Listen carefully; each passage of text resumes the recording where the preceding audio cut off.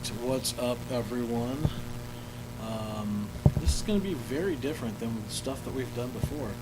But, it, we, this isn't terribly idea to do, like, once in a while.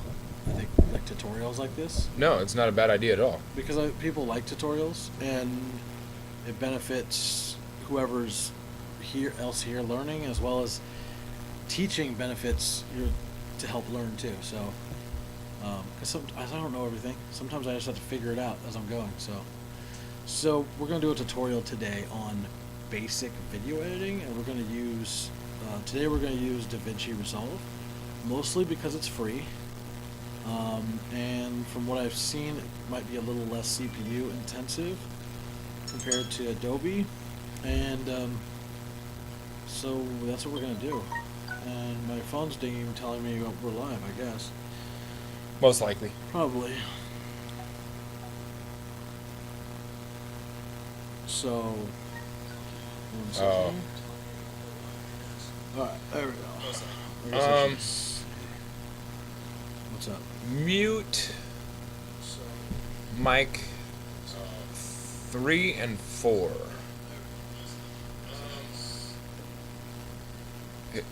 Mute mic 3 and 4. Can't wait till we replace that. Yeah, I can't wait to replace it too. Is there a buzz or something? Yep, there sure is. Bring down line 2. Yeah, I can't wait to replace it too. I can't hear it, but I do. Yep, there sure is. is it that? Bring down line 2. It's this. Son of a bitch. Too close. Probably. That was what the problem was. Yeah. So bring 2 back up. Am I on mic 2? No, I am. What am I on? 6? 6? Well, I can hear me, so, or I can see that it's hearing me. Are we good now? Buzz was? Bring down 5.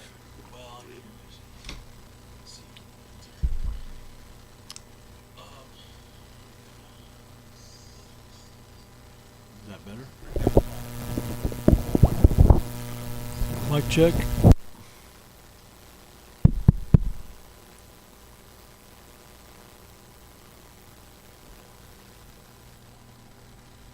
Is that? That?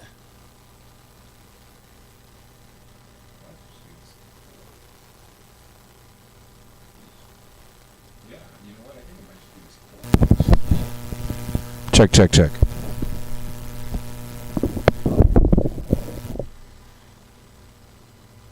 Or the microphones. Check. Bring 2 down. I don't think it's the mic. I think it's that cable.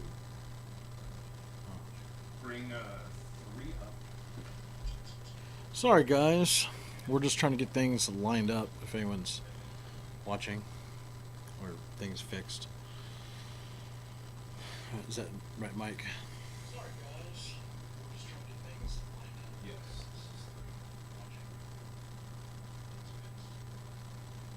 Is 3 muted? Oh, good call. There. Check 1, 2, 3, 4. I see it moving.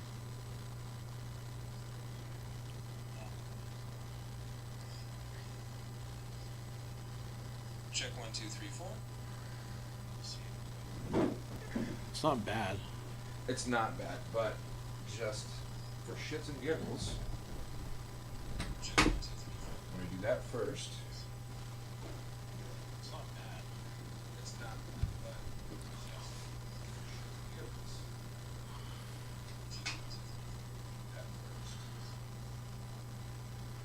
but mute line 2.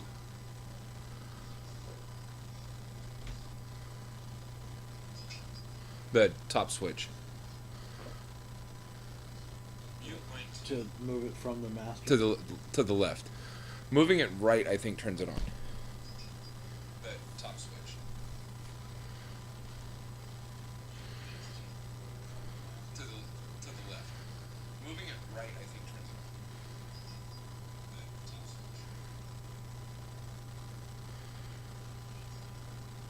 It's still there, but it's not as bad. Okay. Well, it'll be all right for now.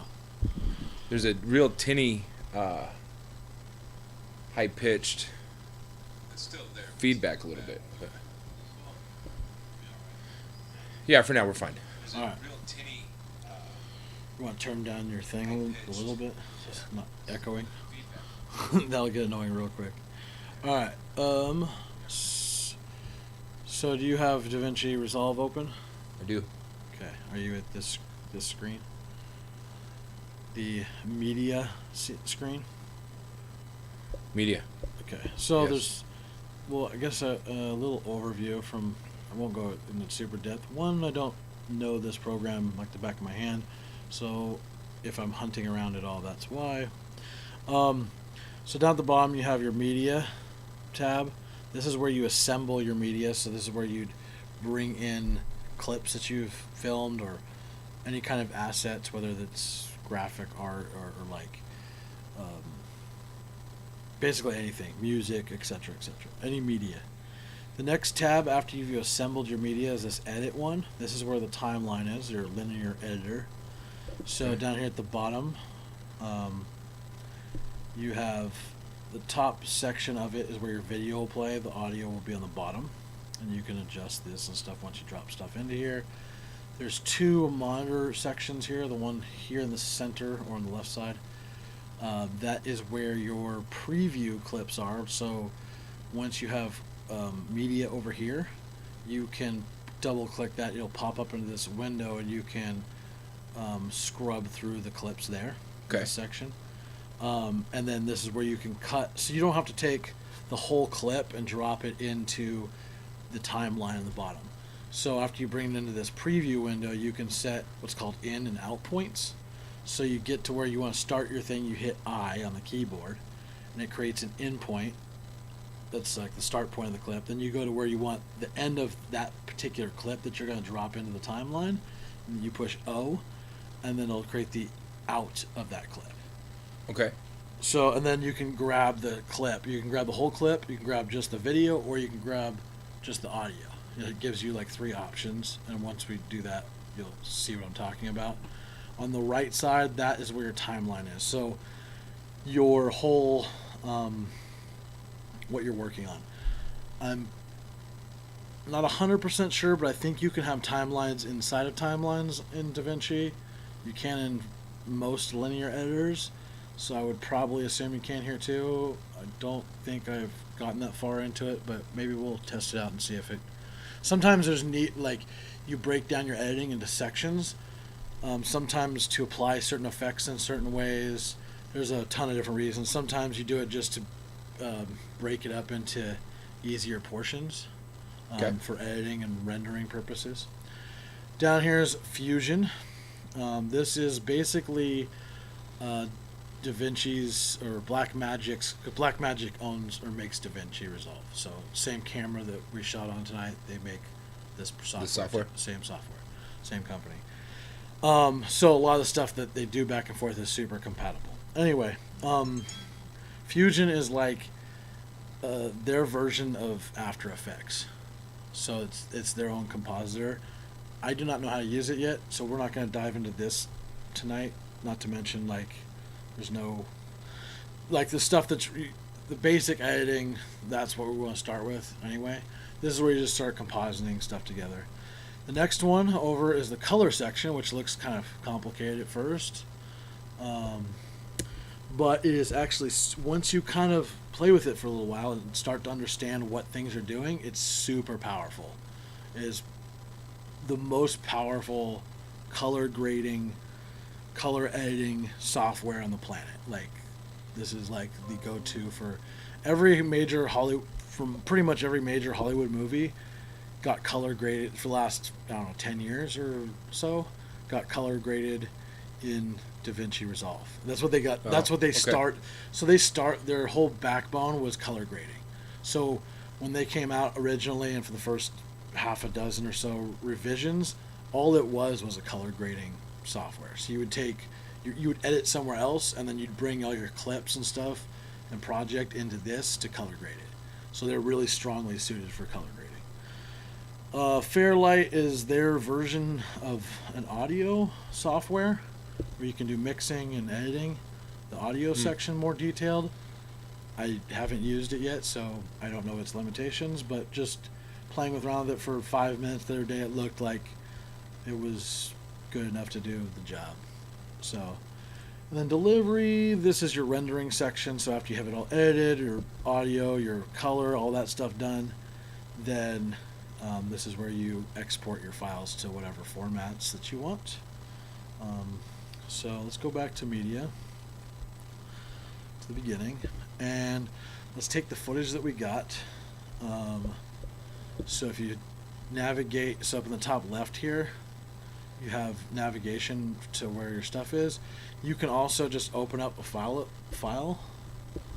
like this. Should be able to just open up a file as well and drop all that footage in there. So go through there, click one, select everything, drop it in, and it'll drop it into there. So Okay, hang on. I'm still no problem. having to get to where I was at. So you can select all, Yep, you can like and then you drag it down to the can no clips and media pool bar. you just drop it down to the bottom section there. You're in the Okay. media tab, right? Yeah. Okay. So, and even in here you can preview stuff. Yeah, I see that. Yeah, I'm sure the audio is probably really terrible. Like you already have kind of not clipping, but it is clipping. So there's a couple, like the very first one, 5001, 5001. This one? Yeah.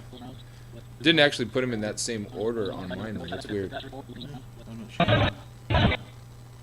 But I can delete that one permanently because that was just from messing around in here earlier, right? Yeah, it's just, you can scrub through it.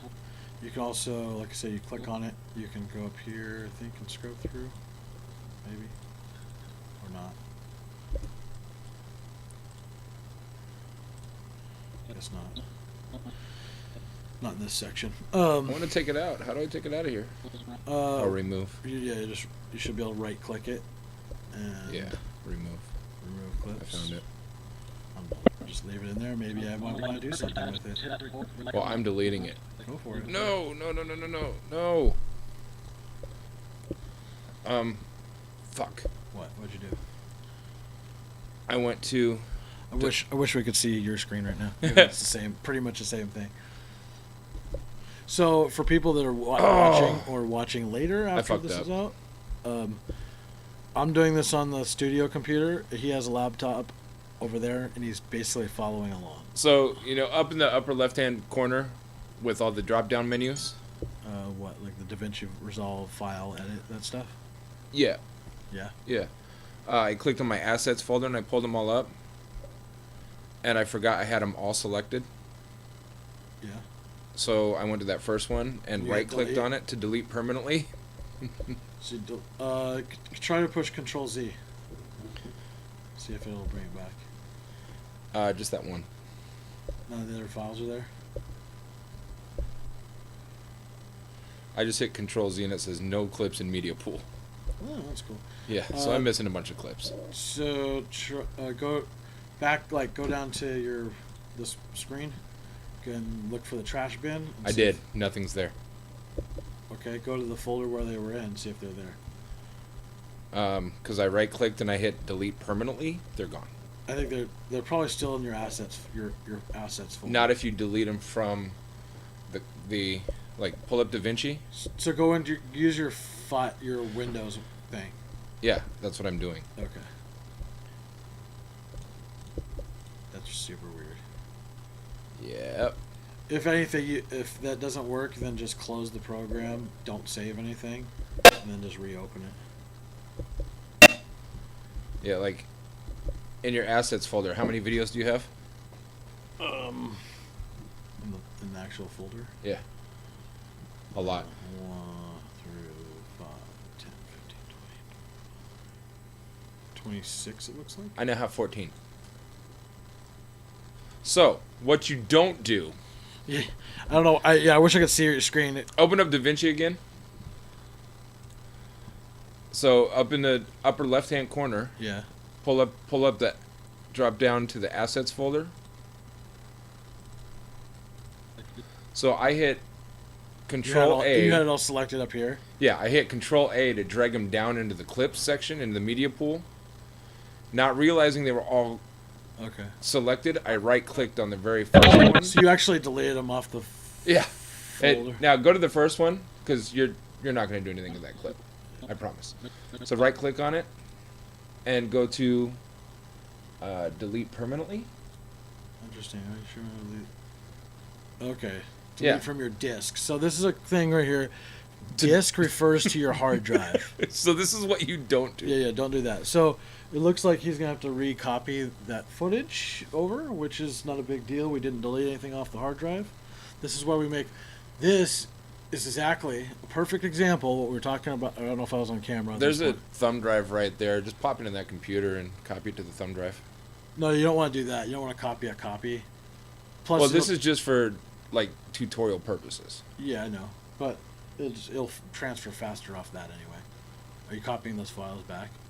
Yeah, I was just gonna copy them from there and put them back on here. It'll For, be way quicker off that because this won't transfer as fast as that hard drive will. The hard drive will transfer way faster. It'll only take a second. okay. Because this is an SSD and the drive that it connects to is specifically designed for this purpose. Like it won't work for any other thing. Like I can't connect another regular hard drive. Like a regular hard drive won't work with that connection. What do you mean? Like, so the Was that file type?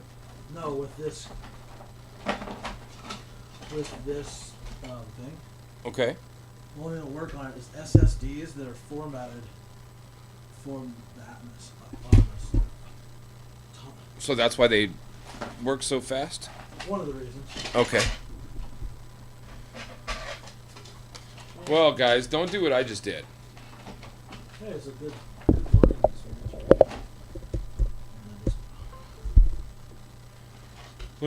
Let me show you what not to do, okay? Well, this is a Sean? No.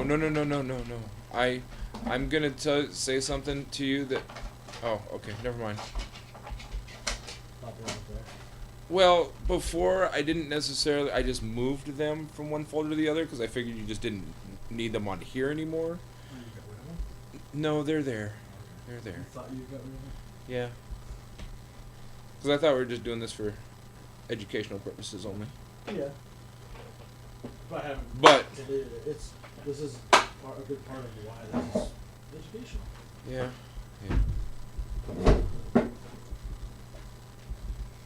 And I forget that we're actually going to try to do put together a promo video anyways. So Yeah, I mean, whether we use any Some of this footage. from here, maybe whatever. right. I got some decent clips that we could probably cut in. But this is a perfect example why we copy. So, like, depending on the size of the project and stuff, sometimes you may have people on set that are going to copy your data from the recorded device, whether it be SD cards, SSD drives, whatever, CFast cards, whatever your medium that you're recording to. If you have a large enough like if you have people on set that do this, they'll copy the data for you. Smaller projects, if like one-man type shows or maybe two people, they may wait till like later that they'll record everything during the day. Then that night they'll come when they get back to their home or hotel or whatever. They'll Make multiple copies. yeah, they'll make multiple copies. Another important fact, this is a super important tip, because this can save you big time, because I've seen it happen, is you want to, don't make a copy to a hard drive and then copy that hard drive to another hard drive. So say, because you want to try to make at least two copies if you can, if not From the three. master. From the master. So always copy from the master directly, just in case you have some corrupted file.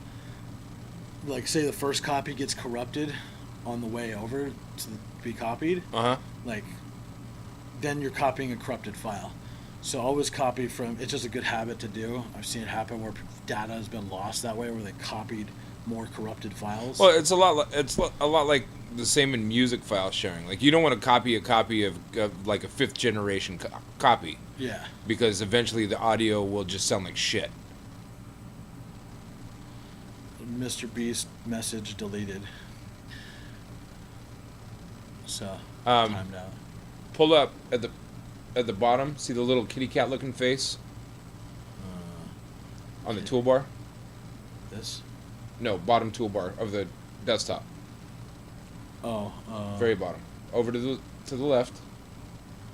The kitty cat looking face. Yeah, that one. That's Streamlabs chatbot. So you can pull that up and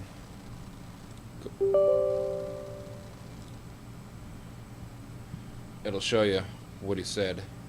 Oh. Or what was said. What up, Mr. Beast? Okay, you're copying files right now? What's happening? Yes, but I have to, in order to do that, I have to close Davinci, so. Yeah, go ahead and close it. I'm gonna go pee while you're doing that. Entertain, I guess, Mr. Beast. What up, Mr. Beast?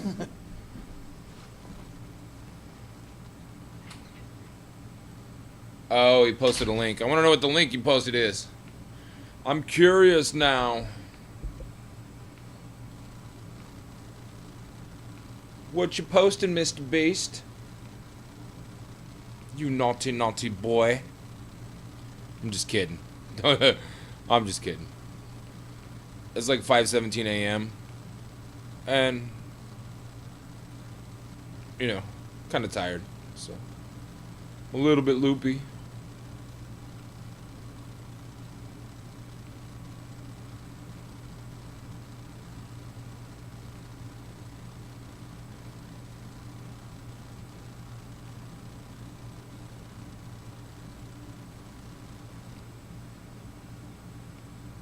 Sorry, I missed your link.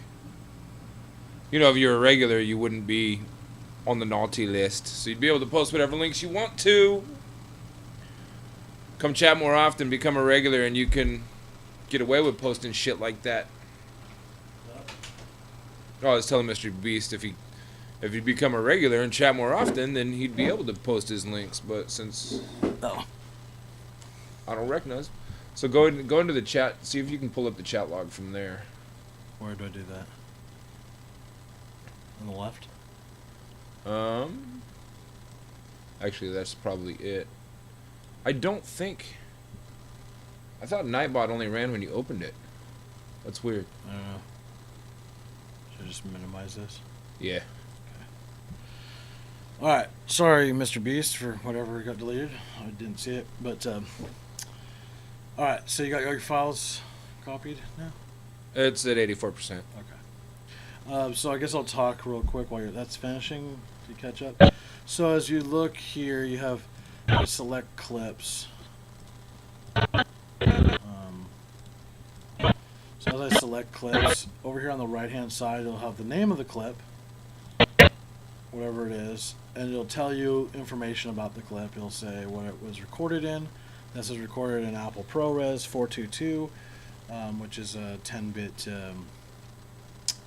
thing. So if you look at this footage, you can probably already see this is kind of like pretty like there's color, but it's not super saturated. It's not vibrant. Yeah, it's kind of dull. Okay. And so that's a good characteristic if you can afford a camera that can shoot or a recorder that can shoot in higher bit rate and allow you more flexibility. I suggest it. But anyway, it talks in here. It shows all the stuff. So this file has 4 channels of audio attached to it at 48 hertz. So I don't know if you know this, but most 95% of video is 48 hertz as opposed to 44.1. Like CDs are 44.1. Okay. So like, I probably would guess that most of your content on DJing is 44.1. I would assume. Actually, it's probably all MP3s, right? Bro, what is the ACCU cable? For what are you talking about? From where? Is that the XLR? Yeah. I don't know. It's weird. What does it say? ACCU cable. I'm not 100% sure, to be honest. I'm wondering if that's like a cable to link lights together, Oh, maybe. like a DMX. Yeah, maybe. Might be. Whoops. It's weird because there's like, it's interesting you say that because there's cable that like coaxial cable and RCA cables look the same, but they're different. Yeah. And there's like a few other variations for very specific like audio applications that take place with like time code and other stuff that use the same kind of cable, but or same looking kind of cable, but they're different. Anyway, so that might be the noise problem. Yes. Yes, it very well could be. So anyway, it's Apple ProRes HQ, 24 frames per second specifically. If it was, Okay, I got all my frames back up. Okay. Did you get them all imported back in? Yes. Okay. No, I'm not deleting shit. Yeah, yeah. So you want to leave. So the top here, like this section, is what's on your drive, on your Right. hard drive or external drive or whatever. Down here is your project stuff. So Right. this is down here pertains to the project specific to. I just wanted to get rid of that earlier file because Yeah. I'm a stickler about hard drive space since dealing with hundreds of thousands of music files. So one good thing to do when I it comes, always want to delete something I'm not going to use. yeah, one thing I find useful when doing this stuff is not necessarily to delete that stuff off your drive, at least not right away. Just finish the project or that kind of thing if you can. Excuse me. Then delete, like, unless even then, like, I'm gonna say if you had like 20 terabytes of data, and then like maybe go through them, but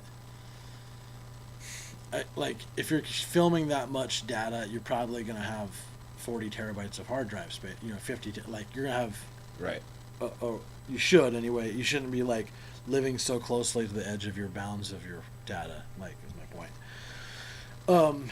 Anyway, so just leave them on the hard drive until you're done with that project or to a point of like You get where it now. you're not going to work with it anymore. Then back up like everything you want to back up to, and all your assets and everything. And we'll go over that later, like how to organize that backup, because there is a way to do it properly and a Right. way not to do it. Right. So, and it might be slightly different on.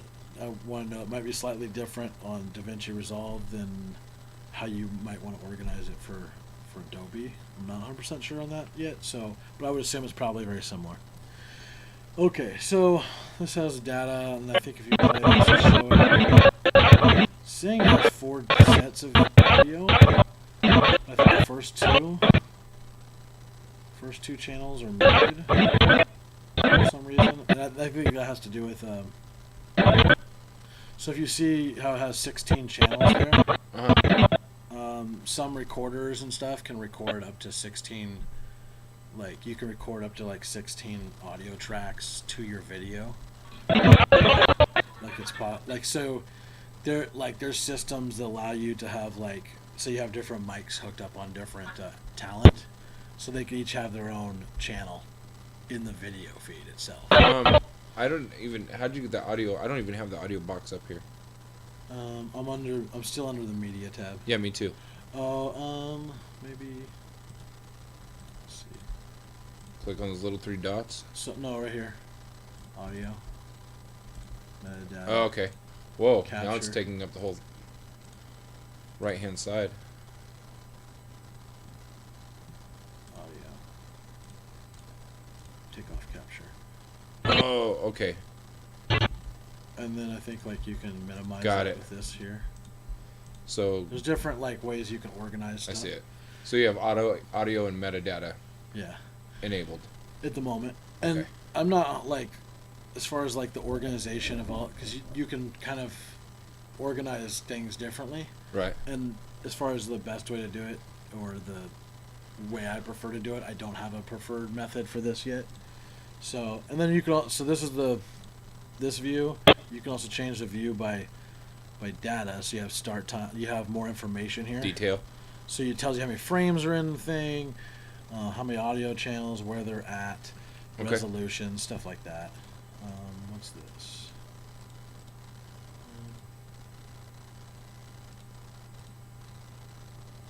that tells you all in the, that's all in the metadata too. So there's some kind of bin system here, which I'm not familiar with.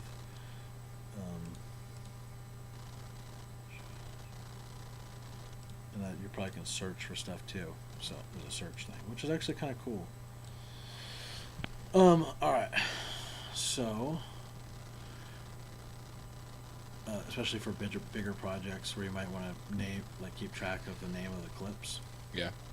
For in your, like, say you had a big film project and you had 5,000 clips and you're working on a certain scene and you know what the name of that file is, then you can go and grab that. Alright. So now that we have all this section done, so Yes. we basically imported everything we have. That was the whole point of this. But I wanted to kind of give a little overview of what was here. So this is a good time to save, actually, since we have the start of stuff.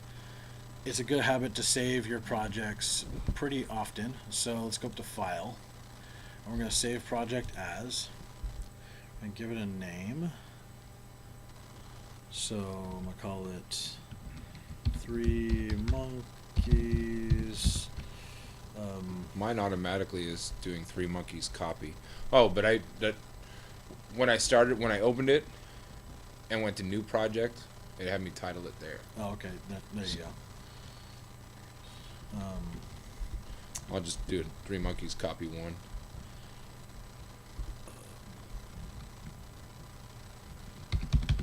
Test. Alright. So now that I have that saved, and it says it up here at the top, and I believe if we make a change to something, like, so I'm not, we'll find out here in a second, but there should be like an indication somewhere once a change is made that it's saved or not saved at that point. So let's go to Edit tab. So now that we're over in the Edit tab, are you right there? Yes. Okay. So now you still have all your footage over here now.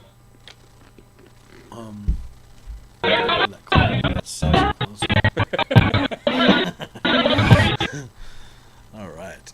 So, let's grab a clip. Let's go through and Ours are not in the same order. they might not be. You might be able to, or because they should be the same file names. Right. So Is there a way to sort? I would assume. Doesn't look like it. Select all.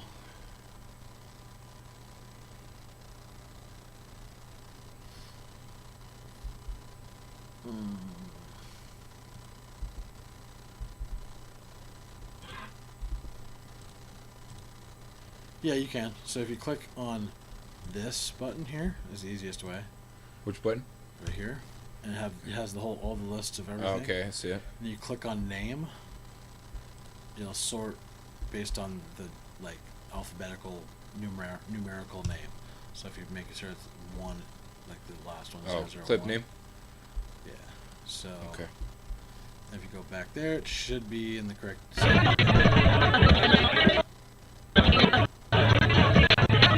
Oh yeah, yours scrolled down a little bit. Oh, okay. So now you're this really sweet shot of I moved the panel in so it's just 1 bar clips instead of 2. But make sure you click somewhere in the center part so they're not all highlighted. Yeah. So I'll drag them all there. So okay, so now I want to go find something that's maybe we're gonna start the beginning of the video. So I want to find something that looks, I don't know, kind of interesting. Like this is actually might be interesting. So right in here, get some focus.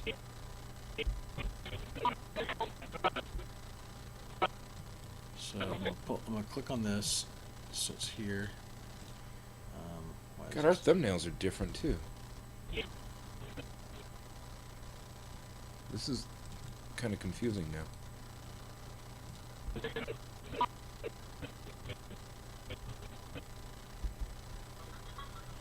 So if you double click on that, it'll pop it up into this section.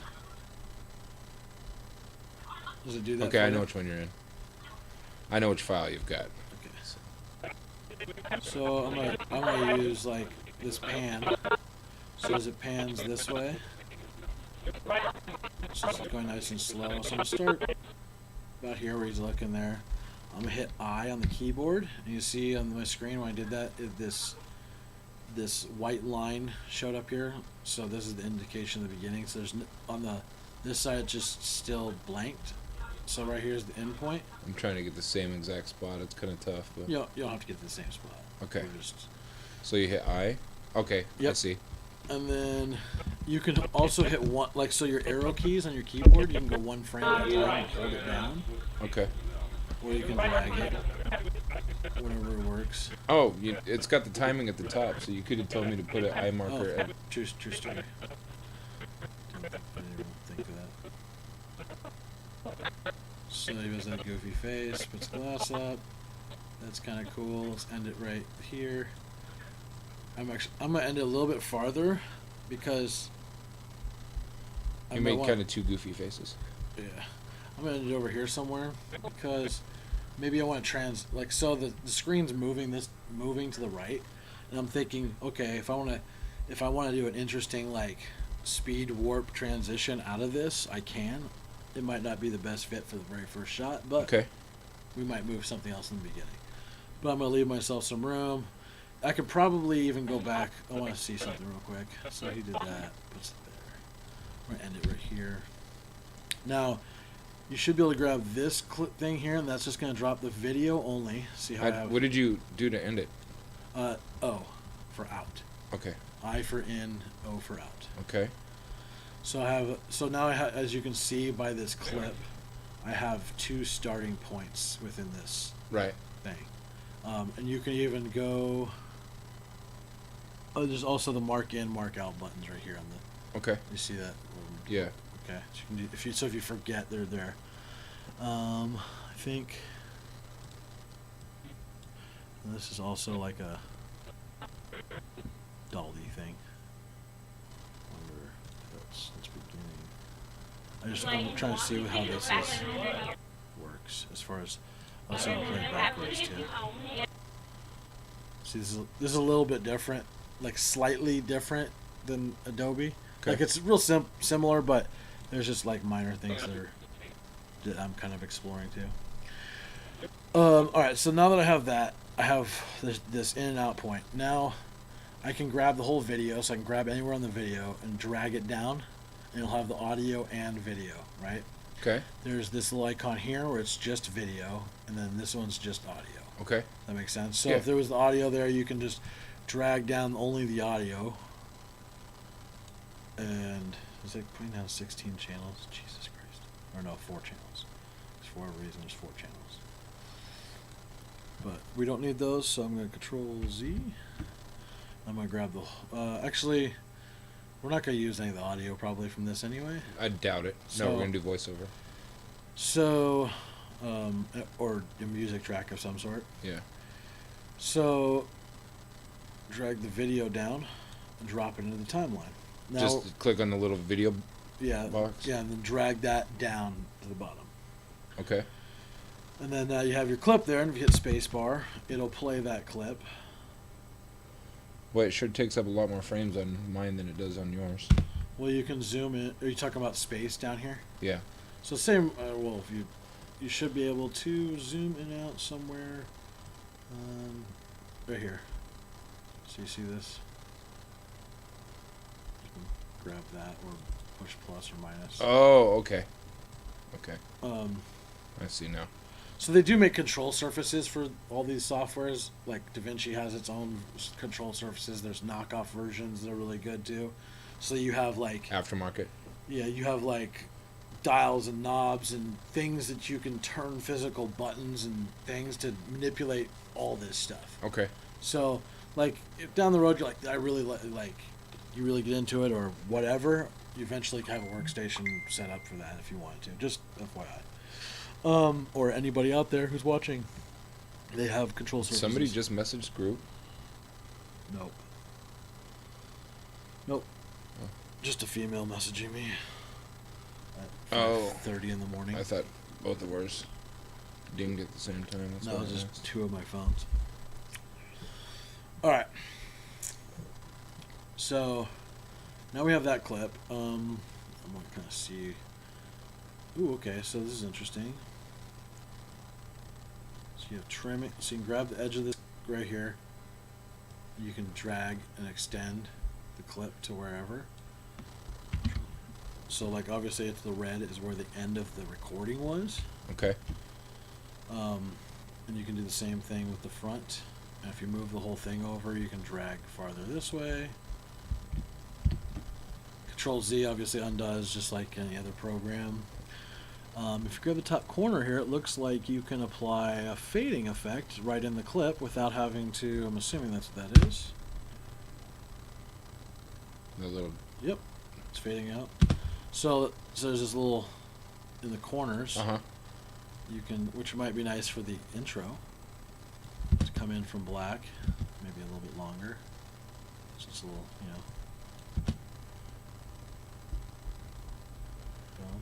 So it seems kind of natural, like that.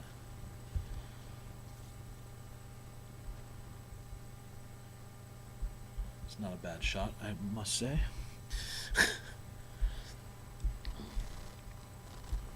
I'm lost, apparently. Oh, okay, there it is. It's probably not that easy with the touchpad either. I don't know if there's another mouse laying around.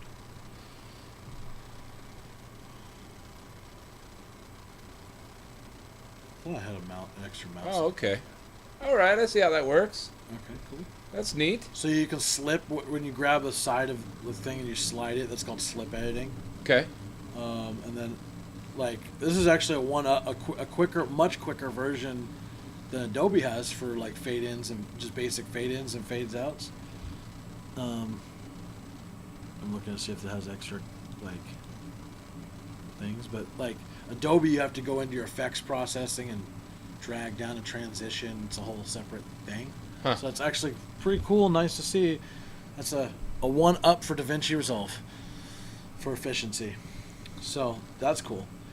So this is where we decide, okay, where do we want to go from here? Grab another clip, come through here and start looking through stuff.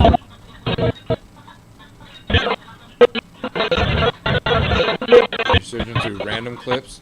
I mean, yeah, I'm just kind of like seeing what might be cool to put in there. Like this spot where she is like, yes, this is awesome. Like even though she's out Okay. of focus slightly, it might be kind of cool. Yeah, I see what you're doing. So where they go? Damn it! Did I lose it? Trigger. So I'll double click on that, bring that in.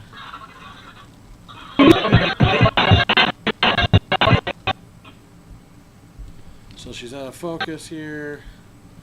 Set in point. In focus. She claps. And I'm gonna keep it real short. So like one thing to keep in mind is like most of the time you want your edit clips, like when you watch TV or watch most things, 3 seconds is a really long time to have on a clip. I mean, sometimes you have longer things for certain things, but as an average or a general thing, 3 seconds is a long time. So that's a good thing just to keep in mind. Like, okay, how long is this clip? Does it serve? Does it need to be this long? And say you're editing stuff down for a 60-second something, like a Instagram post, I think it would be 60 seconds. So you're like, okay. So you might go through and start just cutting off like a quarter of a second here, a half a second there. Right. Trimming down like what you really getting. You're like, oh, I like that shot, but like, is it really necessary? So this is kind of one of those editing things that you keep in mind when you're putting stuff together. So you drag this down and drop it right next to it. And now, and I'm not sure if there's like a crossfade option. I just wanted to see if there was. I wonder if you would have to go like this. It's probably like a transition somewhere. So as it plays, it should just cut over to the next shot. Yeah, boom. And if I'm watching this back on this, there's like a little jitter right there. So, see, like, boom, like a little jitter in the camera as it comes into focus. I don't know if you saw that or not, but one thing I would do, like stuff like Kinda? that. Huh? Is that kind of? Yeah, it's real small. It's not huge, but one thing to make like it sticks out to me as being like awkward and like doesn't look great. So like one of the tricks I would use is like if in this case we're gonna add music to this, so I would try to sync that point up with a like a bass hit or a snare or something like that where it like kind of pops. So like it almost like it looks like it's on purpose and Okay. it accentuates that music with it. Right. So like you want to put cuts on things like snares and bass hit on time basically. So like there's So like if somebody claps their hands, you want it to be on a hand clap. well, I on a mean not. track Are you talking about like in the video? Yeah, I mean yeah. maybe if that's what's going on. or a I mean, high pitched noise in a song, maybe, whatever yeah. audio track you're using. You just as far as like cuts and like every situation is going to be different. Obviously, you have to use your best judgment, but like just that particularly like stood out to me as like, ooh, that would have been a perfect shot if it wasn't for that like thing. Like wasn't perfectly smooth. Right. So I would have to do two if I was editing that for something, depending on what it was. If it was something that wasn't going to a piece of music, but it was like a piece of dialogue or something, then I'd be like, okay, that has to be like smoothed out. So I'd have to go in and like stabilize the shot, and hopefully, I can get that jitter to go away. But it's a weird jitter. It's not like a normal camera shake.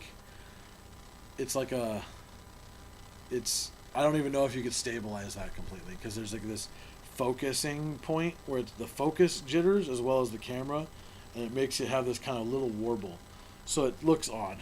Okay. So it's just one of those things where you're looking at stuff, you're going, is that you have to make a decision on like whether to keep it or find another thing. And this is oftentimes when like in dialogue shots, you'll like if you're shooting something that with people are talking and you need to capture that, you have multiple takes. Like you'll get like a good take and you'll do one or two more for safety. Right. So if there was some little micro jitter or something that happened with the footage or any number of things, you have other backups to fall on to save the shot, so to speak. In this case, it's a different kind of thing, and we're trying to like put together live stuff. So what we try to do is take those weird things and incorporate them maybe in music or apply effects, like maybe like a actual camera shake where we shake it on purpose for like a bass hits, things like. I mean, there's 1,001 ways that we can creatively hide imperfections or use those imperfections to create more character within the edit. So, all right. So, let's see. We have those down. Let's grab a piece of music. Any music suggestions that we should maybe like? I like if we're gonna edit to music. I like try to put it in there as we're doing it. Meaning, it's easier to figure out where your cuts are when you have the music there first. I have no idea. No idea. No idea for what? Like just not having music suggestions? No, not off the top of my head. Well, what we can do is we can go on YouTube and go to the royalty-free section. So, let's go to YouTube real quick. And go into the account. So if you log in, you might already have mine logged in on that one. Go to Studio Beta, your Studio Control Panel section. Then down under, I'm gonna go back. Let's see.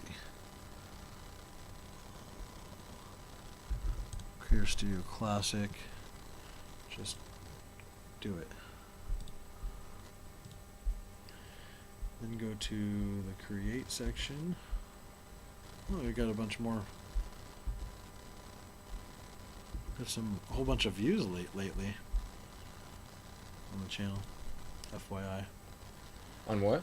On Funkshop TV's thing. Really? Yep. Huh. That's weird. So. Because I tried to. Let's see. All right. So. I went to upload that clip last night just so we could try to get some more views on it, but it never worked. Those look like they were older than like over the last few days. Huh. Not just yesterday. That's kind of cool. I think I have to double check. But genre, hip hop, I guess, probably. Electronic dance. We can go ahead and go into the hip hop for now. I mean, these aren't going to be like mainstream songs. They're going to be Right. other I'm just stuff. trying to think of the vibe that I'm.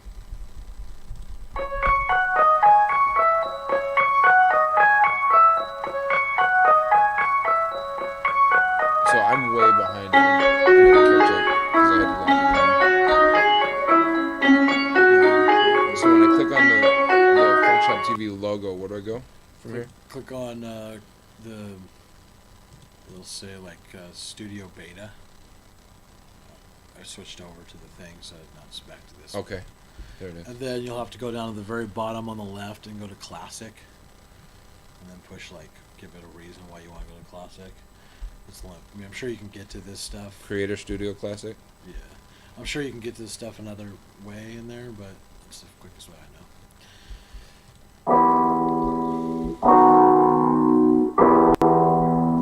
Okay, so where did you go from there? Go to Create. Bottom left. There, there's a library. Oh, okay. So there's just all the stuff you're allowed to use as long as you, like, some of them require you give credit and some don't. They'll say, like, right here it says free use this song in any of your videos. Some will say, like, you can use this, but just make sure you give us credit. Go back to that fancy one.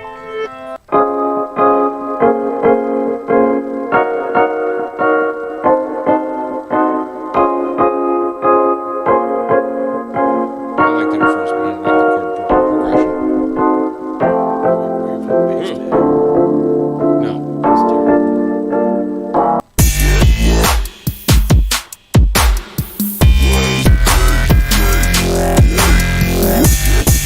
That'd be kind of cool if it. I don't like the tempo.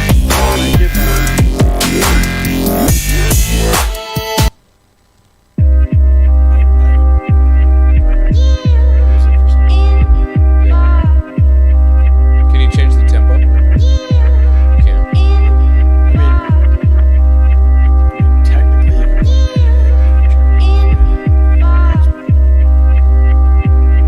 It's not I like think the best within here you can't change the BPM. as far as Davinci, I don't. Probably not. I'm guessing. I think one of the best ways to change tempo in a song is sounds better. And then get your just make it sound. When I do it with Serato, it sounds exactly the same with the tempo change on the turntable. Yeah, that's what I'm saying. I have a slider. For whatever reason, DJ software. It's turned in.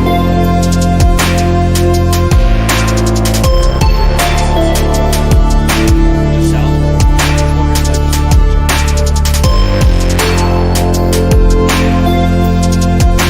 I want something more upbeat, so maybe a different category would be better. Or Maybe we click should on try change dance. mood. There's a mood section. Happy, funky, dramatic, dark, calm, bright, angry, sad.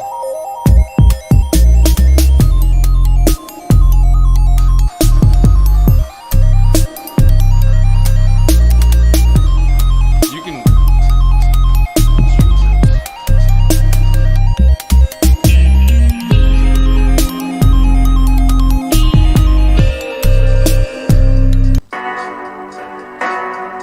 Why is this even EDM?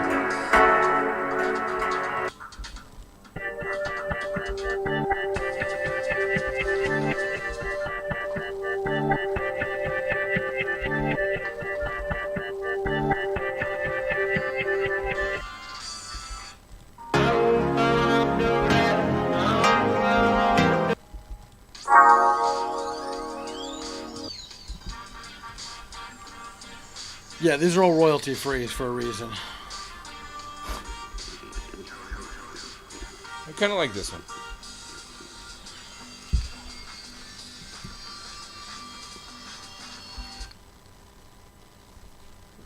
I kind of like that one. Want to use that? Yeah. All right, so you just download So it. it's under Dance and Electronic. It's the Firefly one. Firefly.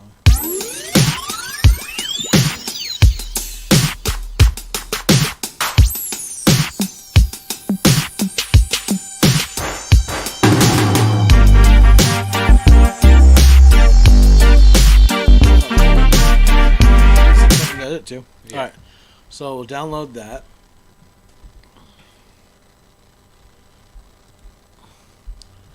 Come on, why aren't you downloading? Scanning. You got it like 3 times, bro. Oh, there they are. Didn't see them. My cup was in the way. Like, what's going on? All right, show in folder. So what you want to do is copy them all. Just get them out of here. But you want to take the.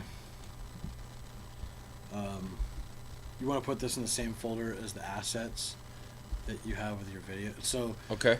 So you don't want the computer hunting around in all these file locations trying to find stuff, especially across different drives and stuff. That makes sense. And obviously, like, if you can put things on a solid state drive, it makes things faster to access. Unfortunately, that computer doesn't have one yet, but yeah. All right, so Patriot Drive, video editing, 3 Monkeys bar, assets, and then under the assets, I'm gonna I'll create a new folder, just because I like to stay organized. Folder, name it music, or audio actually. Take all my audio. Within assets? Yeah. And paste. So that Firefly in there. And then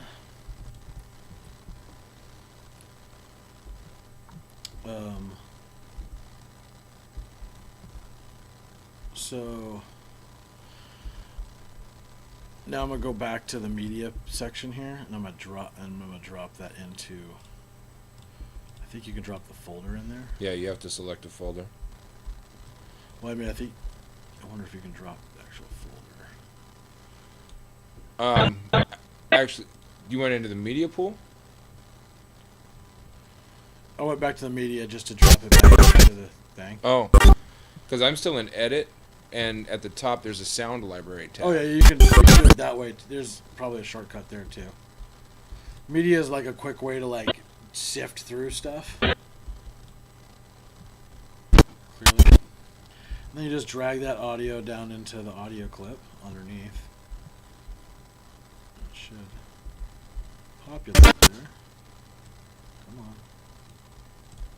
Maybe I have to drag it from here. There we go. So now, when I go over here and I play it,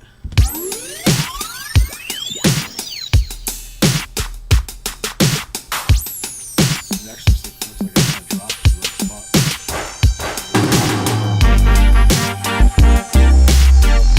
And that Yeah, glitch. for some reason it's not for me. What, not going onto your thing? So go into edit. So yeah, I'm in edit. So you want it from here, you want to double click it so it pops up here. Then grab the whole thing and bring it down. Oh, within media pool. No, not media. You're in edit. Yeah, but you're still in media pool. At the top, Right here, you mean? right above that. Yeah, I clicked on sound library and I tried to put the file That's in there. something else. I don't know what that is. That's probably sound library. Like, Okay. I think that's if you have like a okay, I know what that is actually. Now that I think about it, it's if say you have a big sound library with sound effects, because in video production or video editing, you're gonna be constantly like and this actually is a big up on them because Adobe doesn't have this. This is actually kind of cool when I see this. So, like I have a big sound library, a whole bunch of things like explosions and like Foley.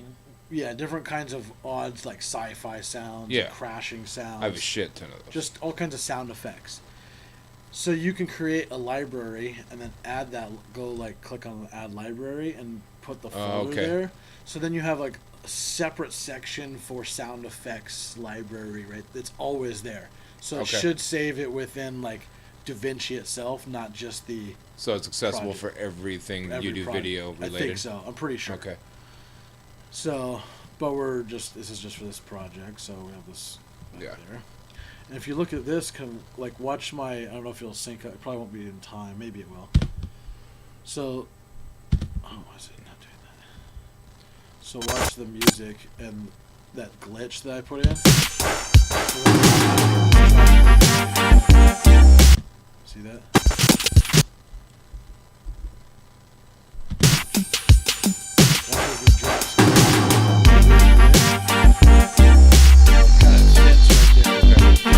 Feels like it fits there. Does that make sense? Yeah. Kind of worked out. I didn't even have to do anything. That was random.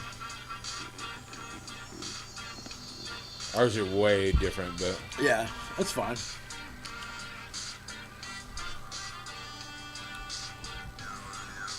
okay, stop. So like right here, when she claps, I want to like either extend that farther, like if I want to keep her reaction after it, like so like where this clip ends. If I look down on mine, there's not really a good spot. Like there's nothing happening right here, Right. audio wise. Like it doesn't drop, it doesn't snap. So I might want to. So right here where it's kind of snaps, that snare hits is right this spot. Drag Okay. this way. So at least the cut. Oh, so Does that make sense? that just stretches the video? Yeah. Well, yeah. It just takes what was after that cut point, and then tacks it on. Oh, okay. So like you don't lose that information when you take those in and out points. That just gives it so it's an easier way to, like, an easier workflow than dropping a whole clip and then kind of trying to figure out where you want the beginning and end in your timeline. Okay. Does that make sense? A little bit, yeah. So it's just a workflow thing. That's why you put the in and outs, is just to save your. Because I like when I first started editing, like I didn't use in and out points. I would drag a whole clip down and like sift back and forth until I figured out where I wanted to cut things, and it was way more steps. Once I Right. figured out, I was like, oh, if I just hit in and out, like I save myself 15 minutes per clip editing. Right. So that adds up really quickly. So, like, another trick I do is it'll snap to grid, which I'm sure this right here probably. Yep. See where my mouse is? Yeah. If I turn this, if that's all lit up, things are gonna snap to grids. So wherever I have this, so let's move this back real quick. And I'll put that. I'm just moving my cursor to where I know that snare hit is, which is right there, and then I can grab this and it'll just snap right to it. If I turn that off, it'll just go wherever. Okay. So it's a efficient way to. Sometimes you don't want the snap on. You want to get more precise, like zoom in and really get like down to a frame kind of thing. Right. And sometimes it won't snap there. What's this? Link sections. So if you have, I think if you have audio, it automatically links. Not sure what this is exactly, but blade mode. Okay, so this right here, if you hit B, this is blade mode. So as I move my you see this little razor blade and where this little red line is. Yeah. So I can go in there and I can chop a section. Oh, okay. So actually, let's go. So if there's a little. So she claps, and I'm like, okay, cool. I want to duplicate that clap. Like, so I'm cut right there. And then we go. I'm gonna go back to this, which is A. So there's little letters next to these with shortcuts next to them. See where like B is blade. So these are different shortcut keys than Adobe. So I'm like trying to use the same shortcut keys. So I'm trying to so I go back here and I'm like, okay, I want to maybe change that. I want to move this here. Sure, bring this over here, and then just B and a second. I'm just kind of like winging it, so to speak.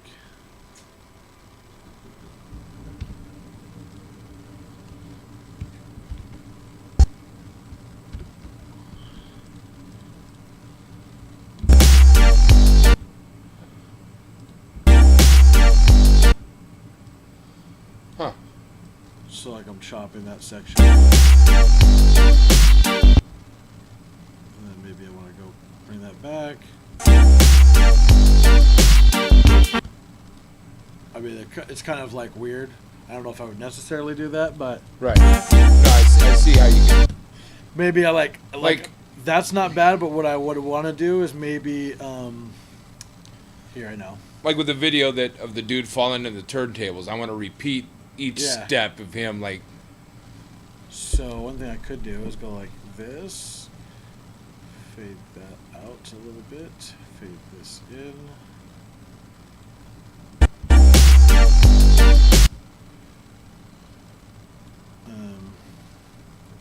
And actually, this is probably not what I would do. Like I would probably like, I was like thinking maybe like a shadowing type of effect where like, and actually I might be able to do it. Can you reverse negative? Like a So like the first clap, it's backwards, and then it flips back and forth. Go the opposite direction. Yeah. Yeah, like I go. I'm assuming I could probably go reverse. I'm not doing any of this stuff on mine. I'm just watching you do it. Click on that. Probably. Just gotta find where it would be. Give me a second. Effects library. Here we go.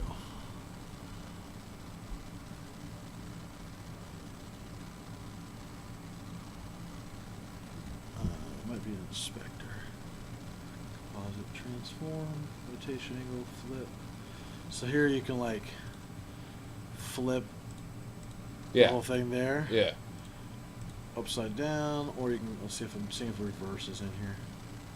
Distortion or inspiration. Like Well, flip is what I meant, anyways. But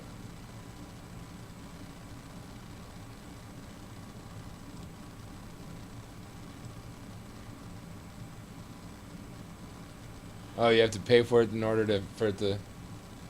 what's it doing? It's adding a watermark. So there's certain effects you have to buy a paid version for. I guess. Yeah, looks like it. Looks like lens correction is one of them. There's not. I know that there's not that many like that are. Okay, so there's a dynamic zoom.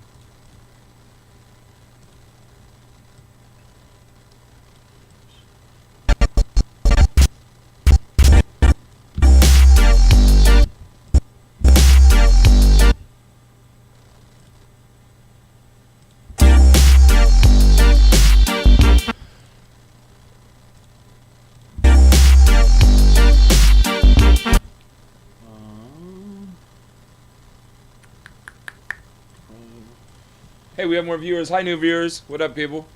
So Sean is here trying to teach me how to use Davinci. and I'm new to it too, so I'm kind of like I'm not new to video editing by any means, but I don't have.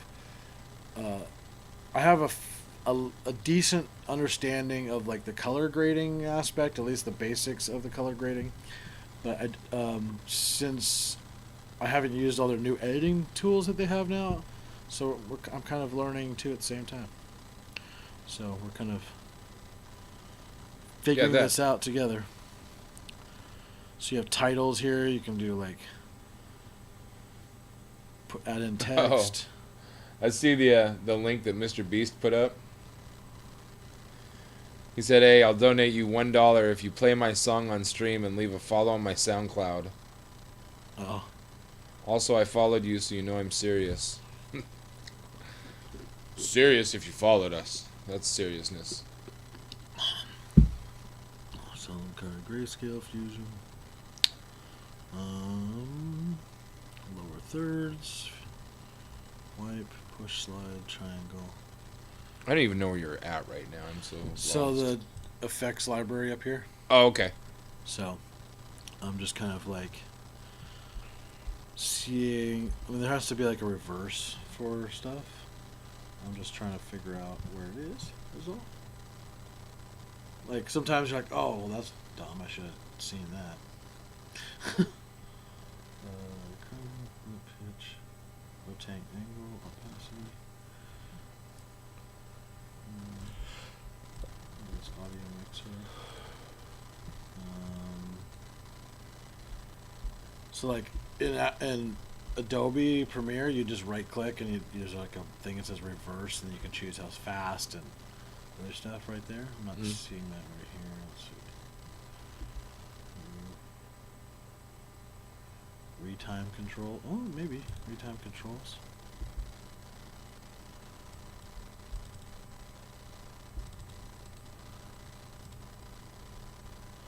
Change speed. Rewind. Reverse segment. Here we go. There we go. That was kind of interesting. Shits and giggles. Okay. So on to the next section. Yeah, just grab a few more sections and like. So like yeah, grab a few more sections, add it together, and then once you get a few more, then we're gonna go and like I'll show you some of the color stuff. That'll be next. So you kind of like understand how to drag and drop and slip edit and stuff. You have any questions? Dragging and dropping the clips I get.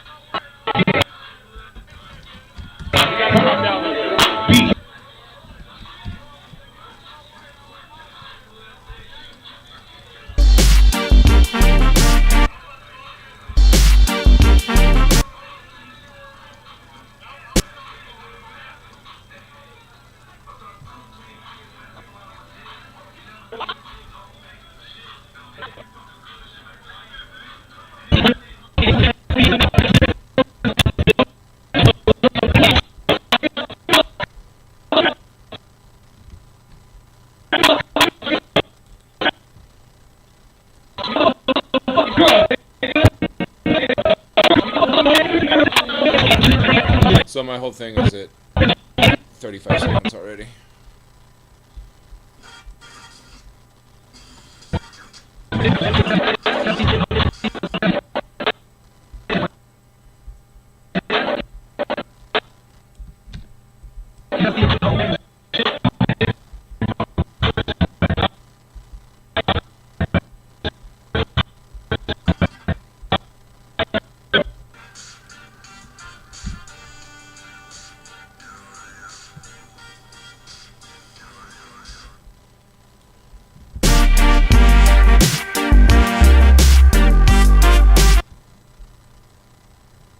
So like looking at this clip, it looked good at first. So here's an example of like cutting the meat from the bones, getting rid of the shit. So That's exactly what I wasn't even looking at your screen. That's exactly what I was working on too. Yeah.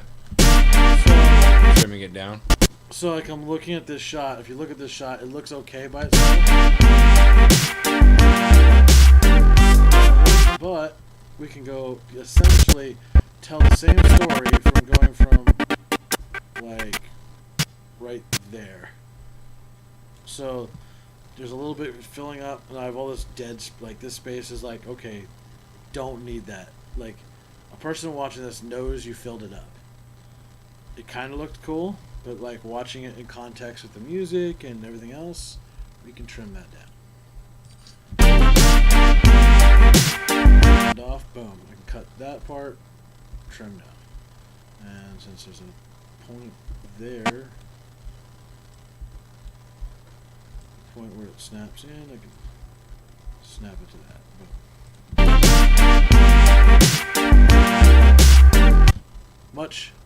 much cleaner.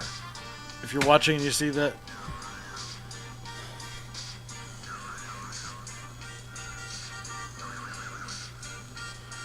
I still left a lot of that. nothing wrong. There's no wrong way to do this right at the moment.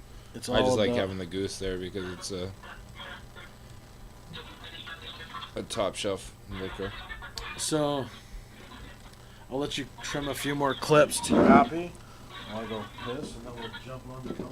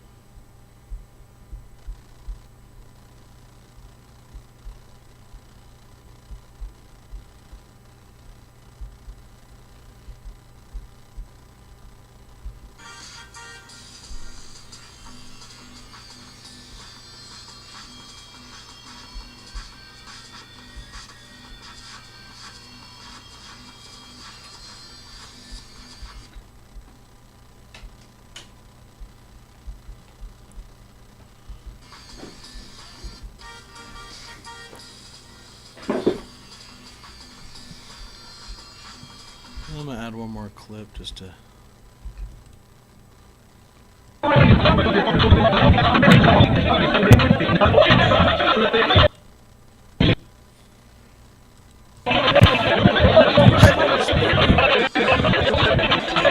how fast it plays. Yeah. So if you right click on it, on the clip, and hit read time controls. Okay. I think there's a read time curve too. I wonder what that does. I see. Oh. I don't like the curve feature.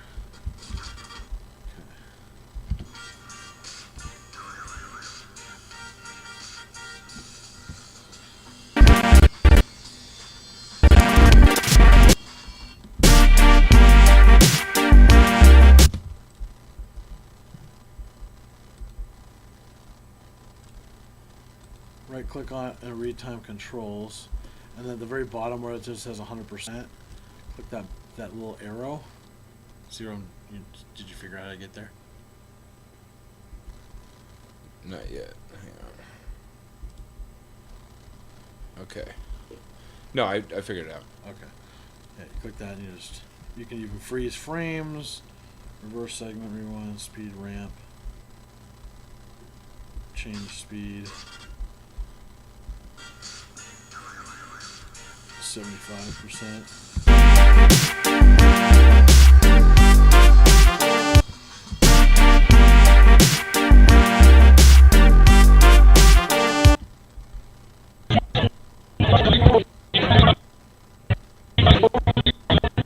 This girl was like looking at like I had the camera. I was.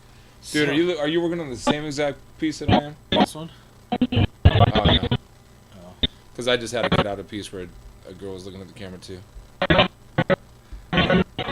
Look, there was like a few of them where I was like pointing the camera at them, but I could tell that they weren't sure if I was pointing the camera at them because I wasn't looking towards them because the camera was tilted like another angle.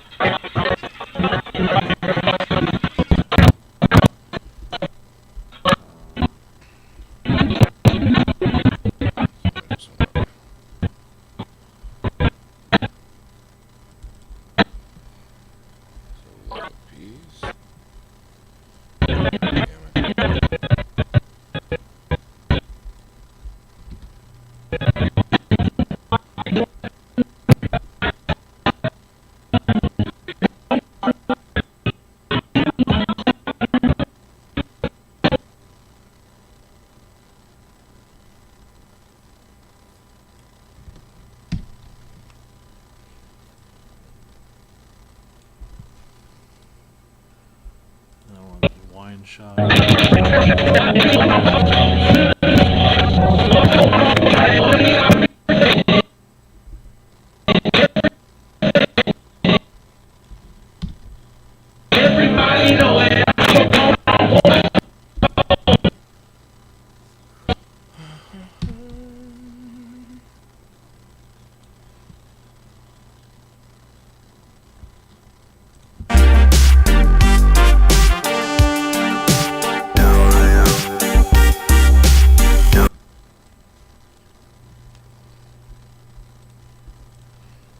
Inspector, I'm gonna flip this clip because I want to. So I already have a couple of shots that are panning this direction.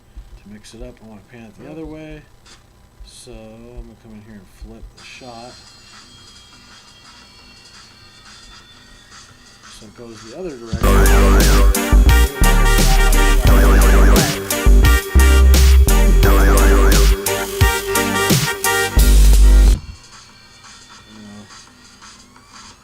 Fade that out over that.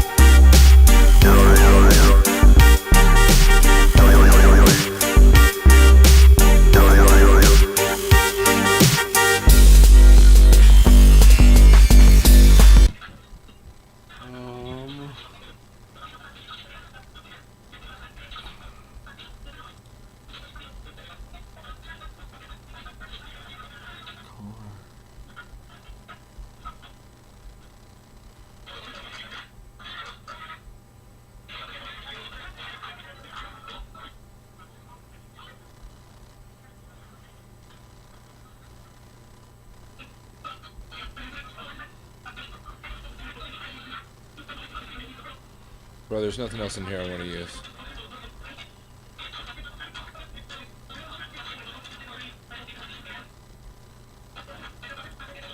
Okay, 1 second. I want to see.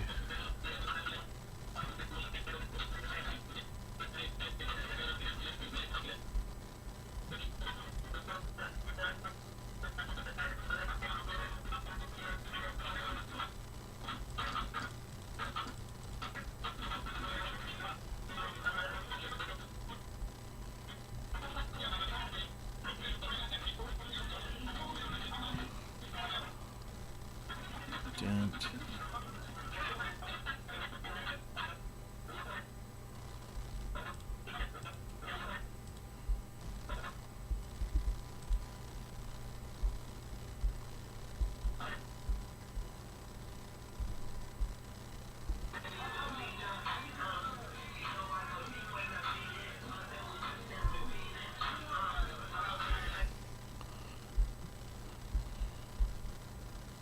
What's is Ice Cream Boy still there? 6:14. Oh, it's a few minutes ago. What's up, Ice Cream Boy? Just saw you jumped in there. Yeah, we're still up. Still up.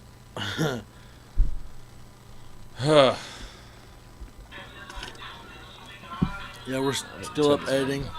I am teaching him how to edit. I am on the normal computer, the streaming PC, editing, and he's on the laptop over there, and he's basically following the leader to a degree, kind of doing stuff, and I'm like kind of finalizing a little thing. Like, we're not doing anything with this really. We're just kind of playing around with it. I mean, maybe at some point we might use some of this footage for something, but basically right now we're just playing around. Yes, that. Let's see.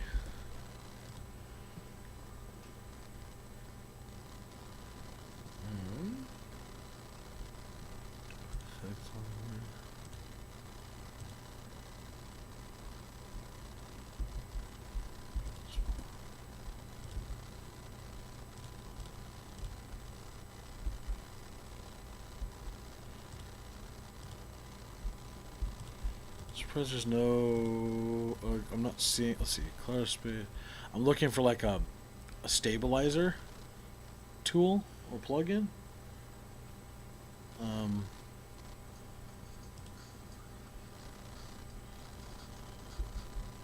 Position.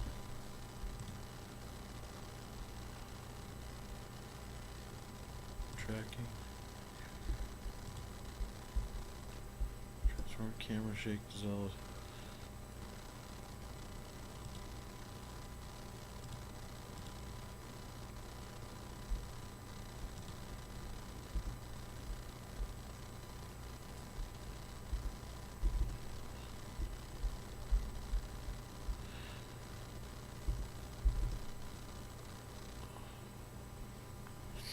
So it looks like there might be, but I'm trying to figure out where it is. Anubis 28, 218.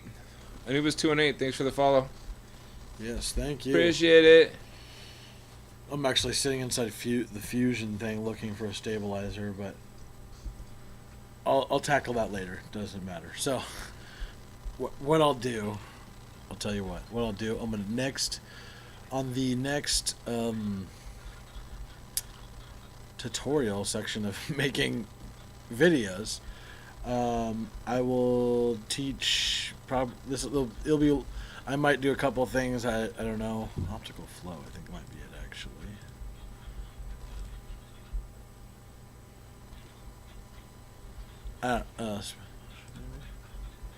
Okay, I get the basic gist of pulling clips together and cutting them and playing with them a little bit.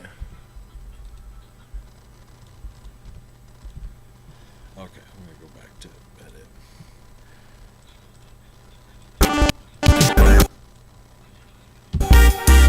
Oops, did I just fuck that up?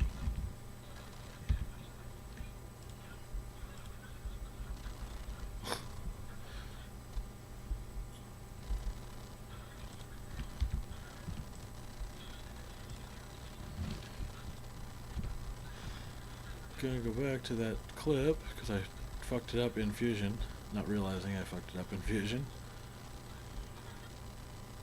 So give me 1 sec. I'll reposition that clip. God, I see what you mean, man. Like, out of all of these clips, there's very few seconds that I actually care to use. Yeah, like some of it looks okay, like when you're filming it, but like it also depends on, you know, what you're using it for. And sometimes when you're like right now, you don't, like, sometimes there might be stuff that I would use in some of those seconds that you wouldn't. Right. But there might be like really short things, like literally like 1 second or half a second, where there might just be jumps kind of thing. Yeah, I don't want to use any more of this, bro. Yeah, that's fine. So I just pick pieces and just for Yeah. the purpose. Yeah. Drop that in there. I'm just gonna fade this. Oop, damn it. I mean, I added a mirror effect to one of these frames, and I'm kind of...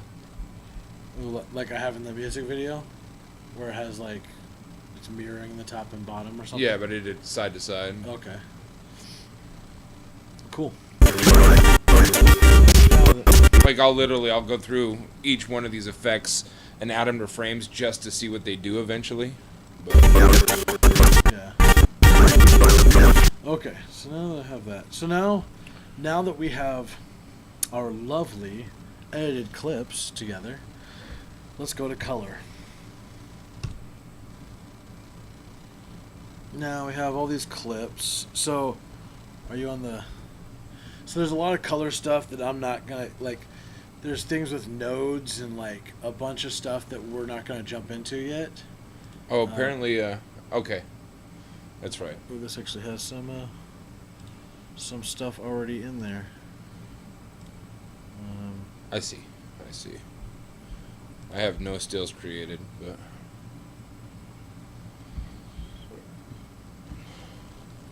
Oh, you're in LUTs? Well, I was just testing some. I wanted to look at something here to see.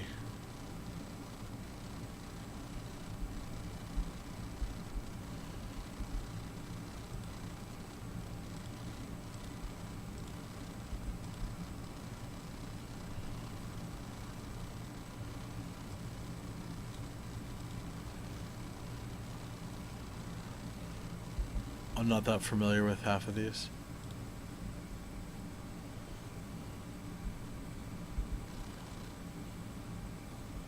So it actually filters towards different kinds of cameras. Some of them do. Some of them are designed to mimic other cameras' looks. Some of them are designed to, like, it depends on. There's actually like a bunch of different things LUTs can do. You can use LUTs for color correction, to like to fix like color tones. Like, say somebody was filming something, and they shot it like a super like. So remember how I showed you the Kelvin that your uh, white balance. It's called white balance, but there's like a number with a K on it. Yeah. So that's white balance. So, like, say somebody shot something super cool, like, so it was like a super, I think, low number. I think it's cool. I could be getting this backwards off the top of my head. I usually leave it neutral, but say they shot it super cool for whatever reason, and you're like, oh crap, I want it warm. You could try to like manipulate it by turning up the yellows and turning down the, like, messing with those things, or you can use a LUT that reinterprets that information more effectively. Oftentimes, Basically, a pre-designed filter. kinda, yeah. Okay. Simple way of like, but like also you can use, you know, LUTs to create looks, or what's they're on. They're Okay. lookup tables. I'm trying to figure out how you drop these into here.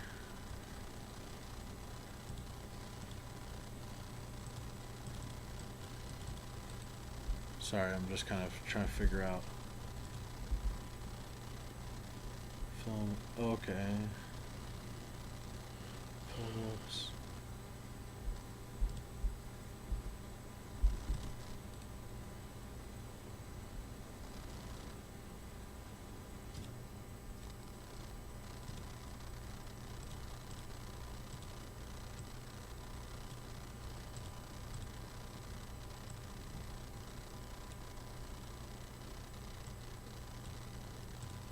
I feel like there's a LUT on here. Yeah, there we go. So we're not gonna mess with like. So you can take like, there's all kinds of effect nodes, and it can get like pretty complicated with how you color. Like, this is like the most advanced color grading tool like on the market. So you have the ability to like tweak the color of like just the glasses. Okay. Or like somebody's face, and like bring it like, you can go in and like really fine tune things in a really effective way. Okay. We're not going to go super deep, but we're going to just go like the normal stuff to start with. So let's go to the very first clip, and we'll go into some place like right here. So,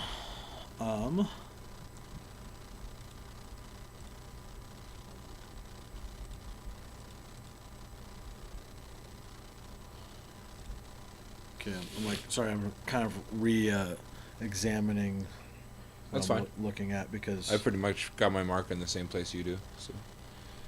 so okay.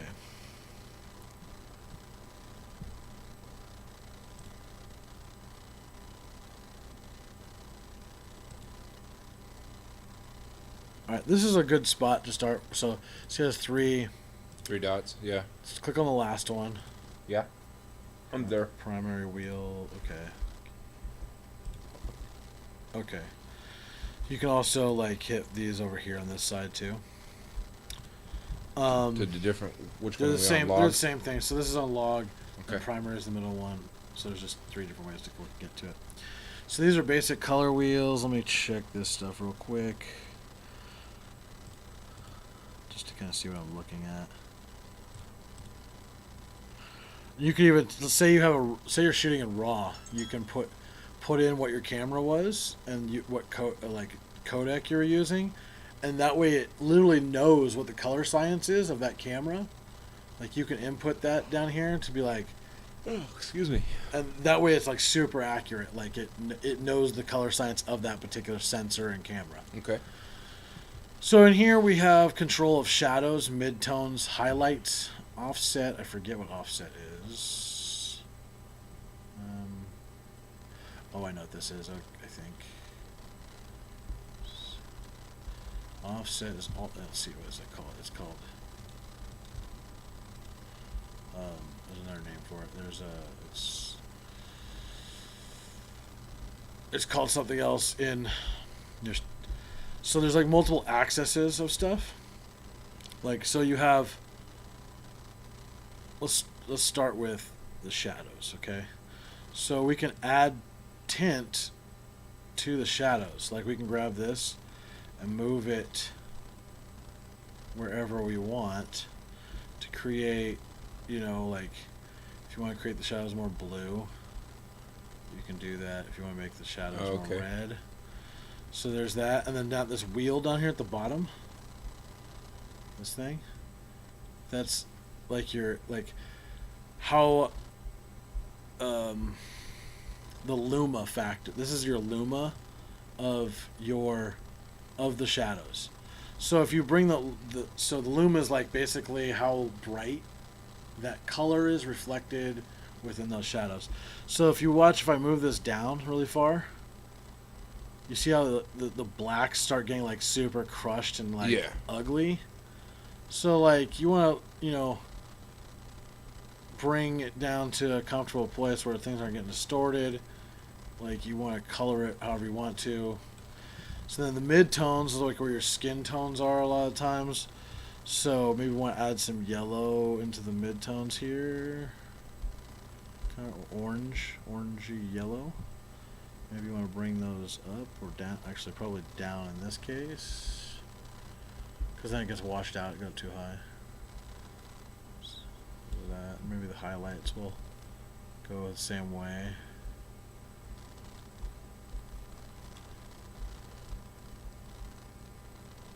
Maybe I want to brighten those up so it's really popping in the background. So you get that. So you get the nice orange kind of glow on his face. Yeah, and it's a lot easier to see the distinct changes on there than it is on here. On what? On the laptop. Oh. You could probably make it bigger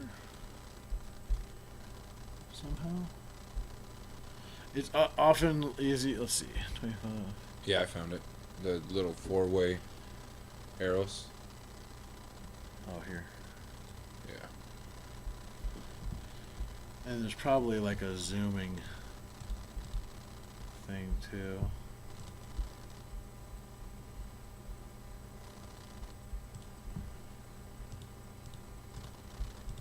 Oh yeah, there's a percentage up. So that way you can kind of get in even tighter to like look what you're. Yeah. And there should be like a hand tool, which is usually H in Adobe, but grab still. No, I don't want to grab still. Oh. I don't know what it is on there, but the mouse here, if you use the roller wheel, you can roll in and out. Yeah. You can press down on the roller wheel and then grab it with that and move it around. Oh, on here it's probably. No, it's not right. Might need a mouse. Oh, grab still. I click on. Oh no, that's not right. Oh well. Anyways. Yeah, so you can kind of do it. There you can see what's going on there. Let's see. Okay, so temperature and tint. That's what this offset is. So like, you can turn the temperature up and down with this. You can get cool. You can turn it real cool color if you wanted to. You can double click it to. Should be able to offset it back with. Yeah, you double click. If you double click on these things, the tempo and temperature and tint.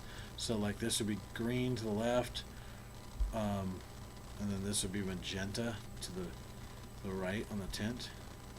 So maybe you want kind of some cool temperatures but a little magenta. I don't even. So down here, temperature and tint, which I have Cont and Pivot.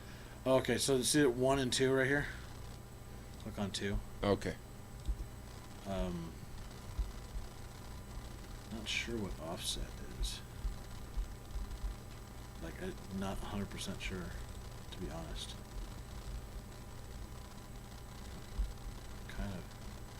Kind of digging that look there.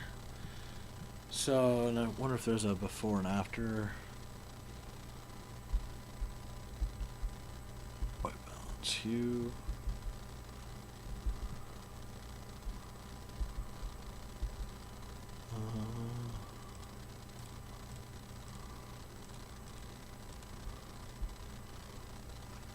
You also have curve control in here, so you can like take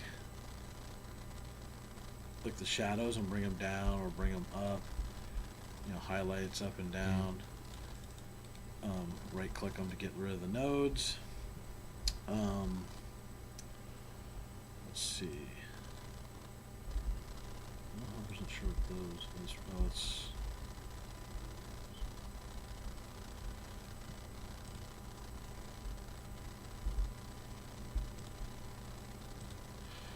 So here's another thing. You have hue. Let's see how. I'm trying to remember how this works. So.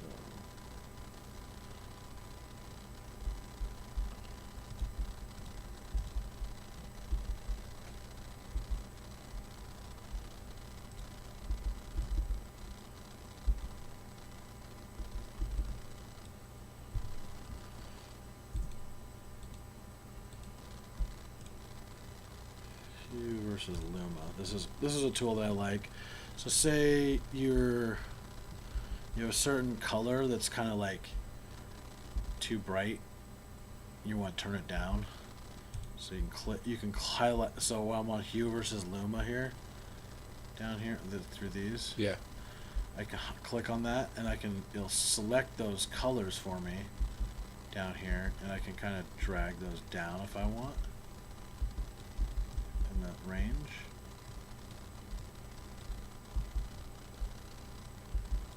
And it makes them think, or I can turn them up if I want to in that color range. So they're a lot brighter in that same color spectrum on that image. So everything within that stuff, like if I click over here, it's gonna give me some stuff there. I'll leave those alone for now. I want to go back to. How do I go back to that? Let's see. Is this? Yeah. I want to see. How do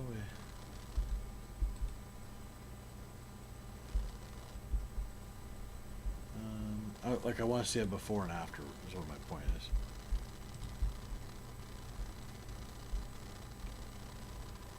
Image wipe, is that it? Yeah, I think so. So that's what it looked like before. And after I've done some color grading. So you can compare the two. Yeah. Ooh, dust removal, what's that?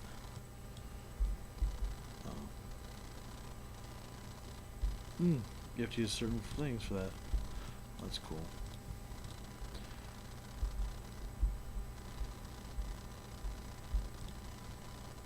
Sorry, I'm just gonna It's alright. figuring out what I'm doing. Oh, here's A, B. Jesus.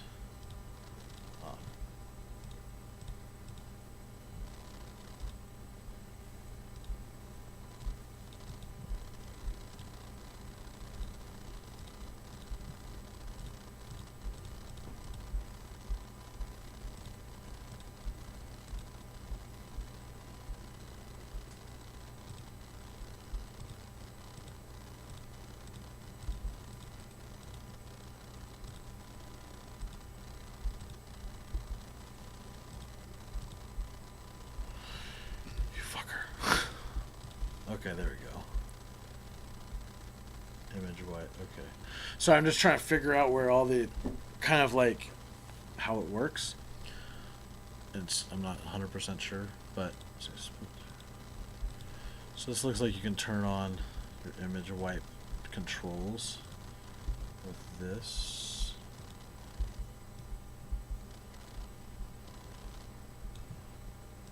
Turn it on.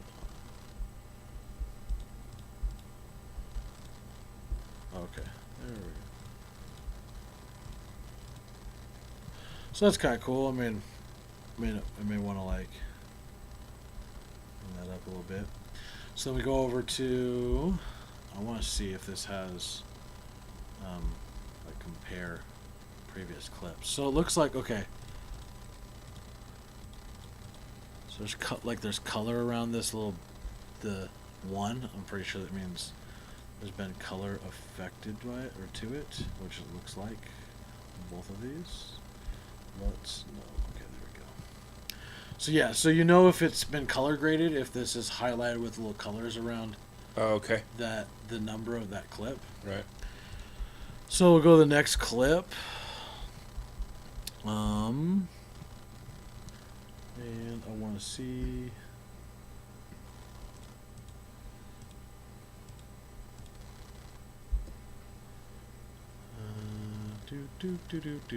Do. Come on. View.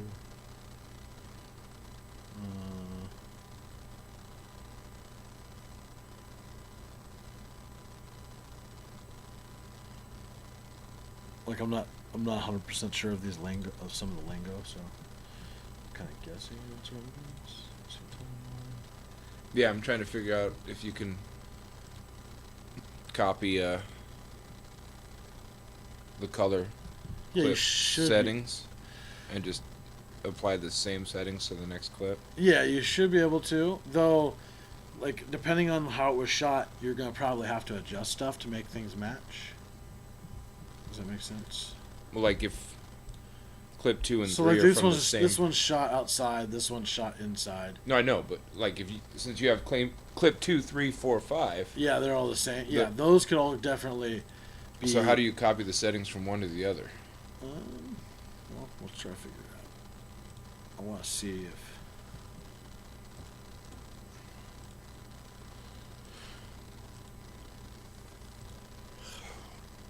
I wonder if I can copy this. Paste. There we go. So you just click on the node. So in here.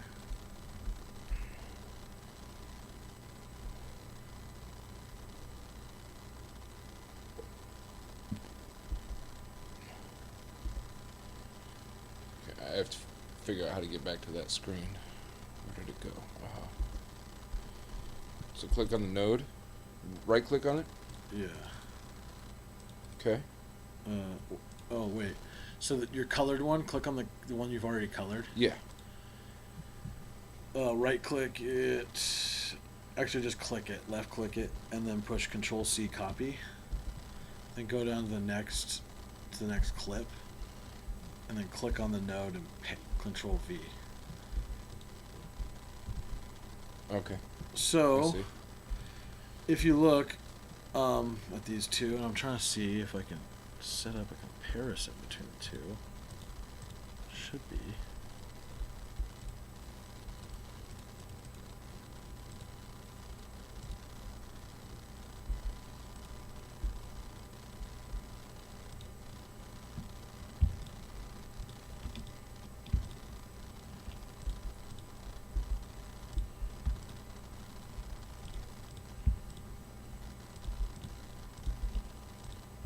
Like there should be a way to like side by. I'm almost 100% sure you can do that, but I'm trying to figure out how to. View playback view. Do.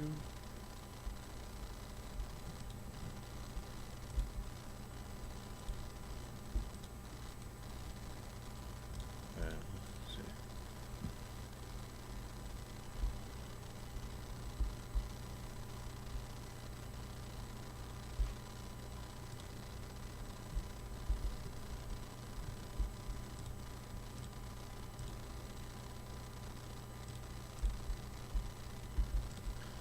Another cool. So remember the vector scopes. So if you have your clip selected, look at my screen on the bottom right. There's vector scopes here. So it shows kind of like you can use this to help balance your stuff. So if you have too much green like your shadows. So you see how the green is like super low in this clip. How do I get to that? Oh, so it's down here on the bottom right. So it was probably on this one where it says keyframes. Down here on Okay. the bottom right. Next to it is this. So scope. This is parade. Oh, okay. You can click on like waveform, vector scope, histogram, depending on like what you want. So parade is pretty easy to read.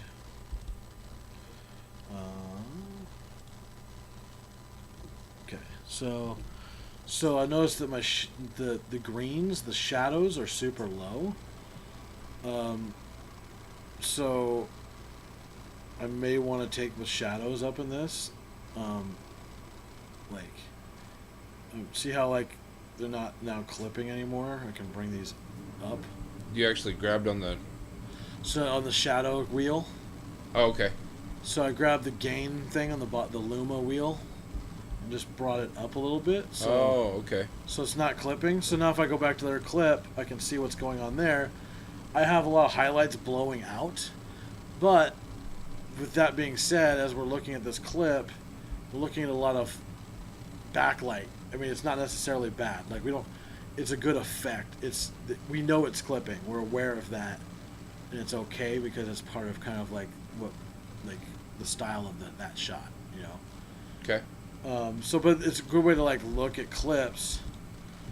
Like, okay, this is we can bring that up. We can grab the shadow wheel and kind of make adjustments to the color to kind of even things out if we want to. You know, obviously there's style choices we can make. What I'm trying to do is freaking gang timeline wipe current clip.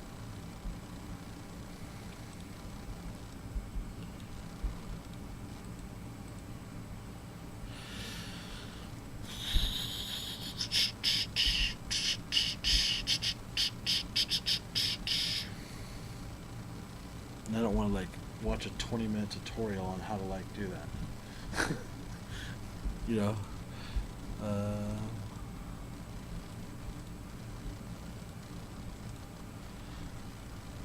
So I know in midtones we can bring these up a little bit. Actually, I want to bring the shadows.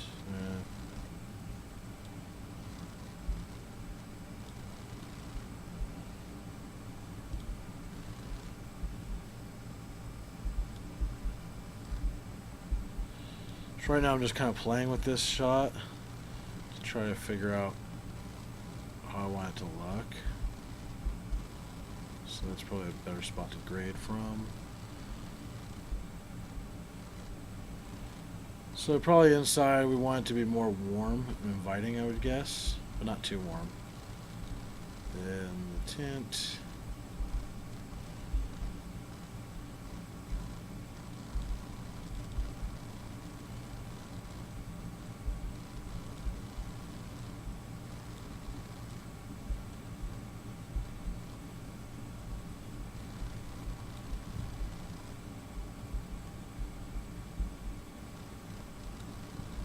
Don't want her so orange. Maybe.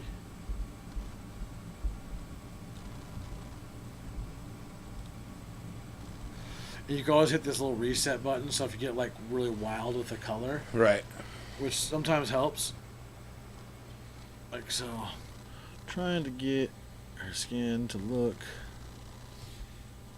good here.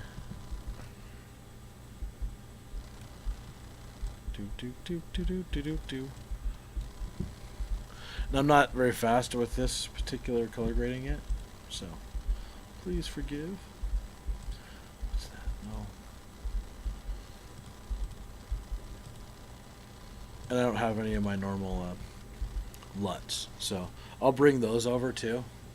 Remind me to bring them over because I bought a whole bunch of professional LUTs like a month ago.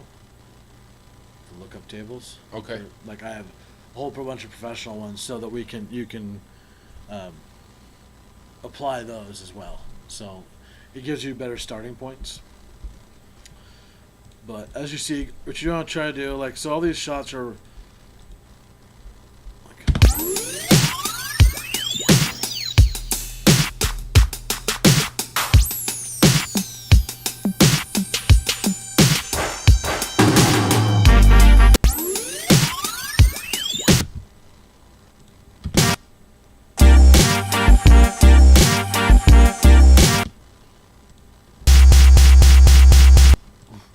why won't it just play through the whole damn thing?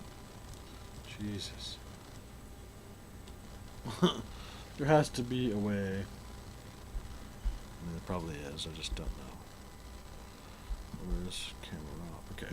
Anyway, so I'm going to click on that, copy this, make it real quick. Copy it there, paste, paste. So it should be able to also go back to edit, and these will be color graded in edit. So as you can see back here, like we've done the color, like that way we can kind of play and see what we've done.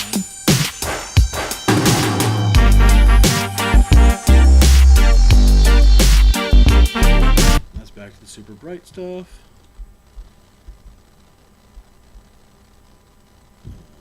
Nodes. Oops.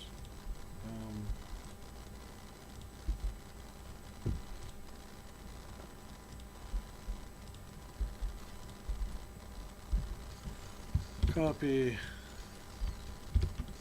That doesn't look right at all. We paste that over there. It's like, oh, that's way wrong. It's probably closer to this one. It'll probably be a better effect because there's those bright lights back there. Still, don't need all that orange. If anything, we probably want blue in the highlights. We'll just reset. Just gonna reset all those. So those were terrible. Gonna turn that down.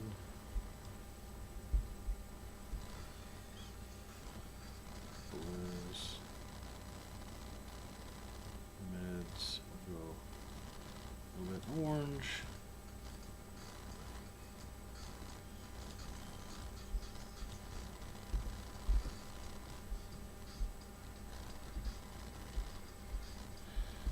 And so like I can look at like my balance too.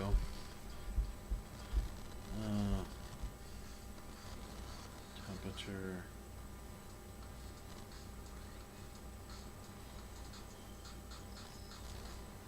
Tint.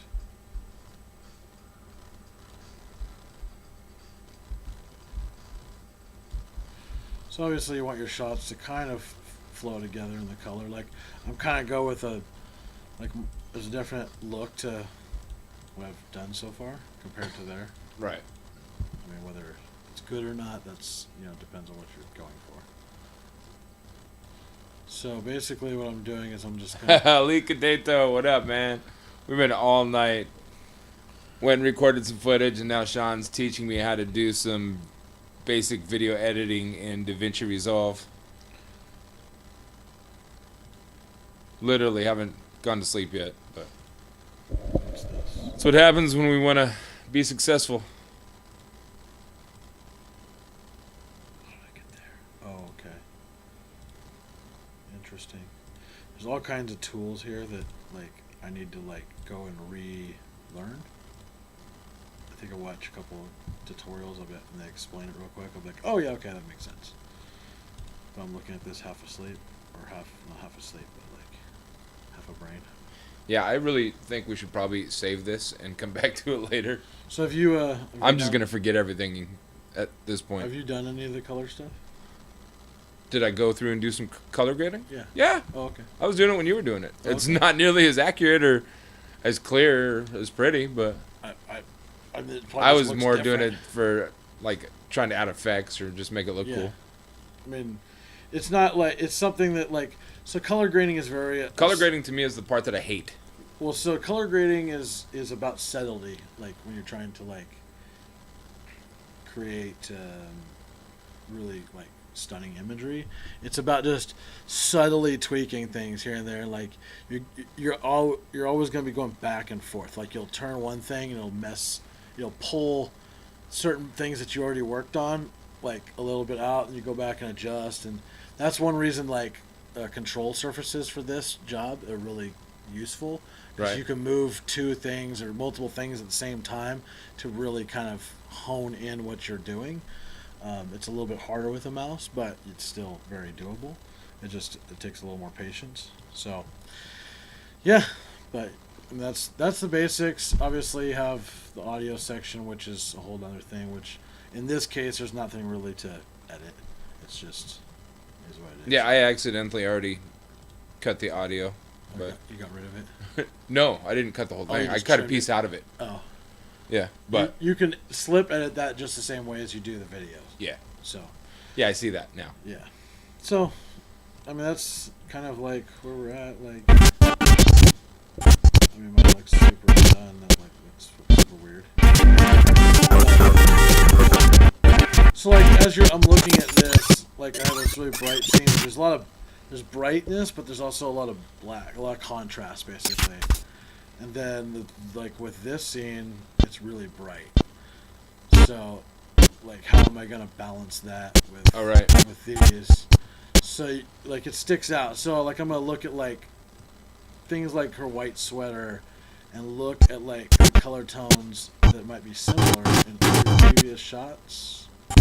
Like her thing isn't quite white, but there's this white back here, and like look at how that white looks compared to this white. So that highlight maybe. Man, the detail that goes into this is nuts. What do you mean? Like, I could understand how you can never, like, you can get to a point where it's almost insatiable. You're just constantly like tweet. Like, Yeah. What do you mean like I won't. like- I wouldn't, because I'd be like, fuck it, it's good enough for me. Yeah. But I could see how you could lose sleep over. You're like, you could lay down and start going to sleep and like, fuck. That's just, something's not right. Yeah. Like this is This is gonna become obsessive compulsive, bro. This is why you don't sleep. you want people understand now. Like yeah, this is like I mean, but the same process that you're seeing me do here is the same thing I take to audio. Like when I'm mixing stuff, like every piece of those things, like when I'm writing a story, writing a script, storyboarding it, like I'm thinking about like storyboarding. I'm thinking about shots like this. How am I going to edit those shots? How am I going to piece this together? How is it going to be color graded? I'm trying to think about the process from beginning to end. That's nuts, dude. Like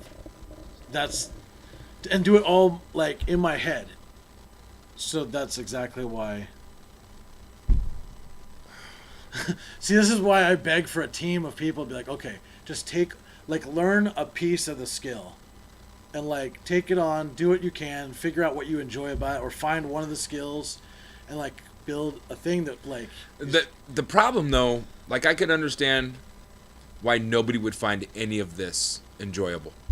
There's a lot of people that find it enjoyable. There's a lot of people that do, but I can understand why people wouldn't. You have to find, like, this isn't definitely a niche crowd. Kind of, yeah. I mean, No, I don't think it's of a kind of, bro. I think If to you this ask every level- high school senior right now across the country, would you be interested in video editing? They're going to say yes. And then after you show them what you showed me tonight, you're going to lose 98% of them. But I think part of it, like, so not everything has to be this detailed, obviously. And I'm still trying to keep it. I'm trying to put enough information in there, or put enough, like, show you enough where it's like you have power, to give you power and control over what you make. Right. But not get to the point where, like maybe 6 months from now, I'll be showing you in After Effects, like, how to, like, do, like, crazy, super crazy shit, and you'll be like, okay. Like, because it's not something you just pick up one day. Like, Right. remember, like, the tutorials we were watching, like, or the videos, like, years ago of, like, those mountains and, like, I think it was a plane or something flying through. Yeah. So, like, looking Yeah. where we were looking at that going, holy shit. Like, and especially if you don't have any experience in that, it's super, like, holy shit. But now I look at that and go, that's fucking easy. See, now And that's because I took step by step by right, step. but now I'm going through this and I'm understanding why all of the footage that we used to have, you probably started to do some shit with, and you're like, this is fucking dumb. Like I'm looking at these clips, I'm like, this is dumb. All these random things. Yeah. Like, yeah. Like, and so like you have to find interesting pieces and like. The amount of work it takes for a 5-minute clip isn't worth it. Sometimes, yeah. A lot of times, dude. Yeah. So, I mean, it's We're cool trying that to. I mean, that you figure out that you have the appreciation for how much work goes into making something. I kind of do, but at the same time, I'm like, it's not necessary. To some things, I mean, it depends on what you're making. I guess, like the when you're adding effects, After Effects and stuff, I love it because it's your artistic flip on what's already there. But going through stuff like this and trying to color grade and color correct, and then match stuff up with certain audio points, Like it seems like it's so much tedious shit. So like, the point is to give it a feel, to give it and also you gotta think like, if you're gonna try to, the competition is so hot. The level of production in a lot of work on like YouTube, obviously Twitch is very gamey and other stuff, so it's not the same thing. But like when it comes to YouTube, even Instagram now, in a lot of respects, not to the color grading as much in Instagram, but like the work, the editing people do. Like for instance, when what was that 6-second thing that was videos that were around Vine? I believe so. Yo. Yeah, the Vine and Vimeo. Yeah, so when Vine was like super popular, people would spend like 6, 7, 8 hours working on a 6-second video regularly, like whole groups of people. Right. They would do for a 6-second video. They would do this exact same thing. They would go. I mean, maybe not go into over color grading, but the editing aspect or the After Effects aspect of stuff, definitely. But you know what the difference is? They enjoyed it. You enjoy it. I mean, I don't always enjoy this as much as I enjoy. I enjoy creating something and putting out, and for people to appreciate that. Right. That's what I enjoy more. When people go, "That's super fucking cool. That was awesome." You know, that kind of thing. That's when a bunch of people tell you that was like fucking epic or whatever, give you a bunch of compliments on it. That was making it worth doing that. And if you do enough of those, you can start getting paid for those. Like that's how you build up subscriptions. That's how, like, depending on what your thing is, and it's not realistic for anybody to do everything for a long period of time. It's just not. Like once certain creators get to a certain level, they start handing off a lot of the editing. Absolutely. No, I absolutely understand that. And depending on how big and crazy they get, like I would give my project to somebody else to color grade because that's so fucking boring to me. So there's people that build like, and I don't care. Like to me, the difference isn't worth the amount of time that you put into it. But that's just personally because I don't personally give a shit. Yeah.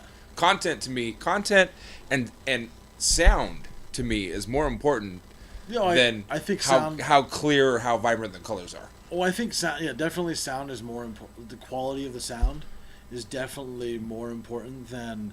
But everybody's different. Nitpicking color for sure. Right. But everybody is different. That's why you'll look at like major advertising companies when they put out a commercial.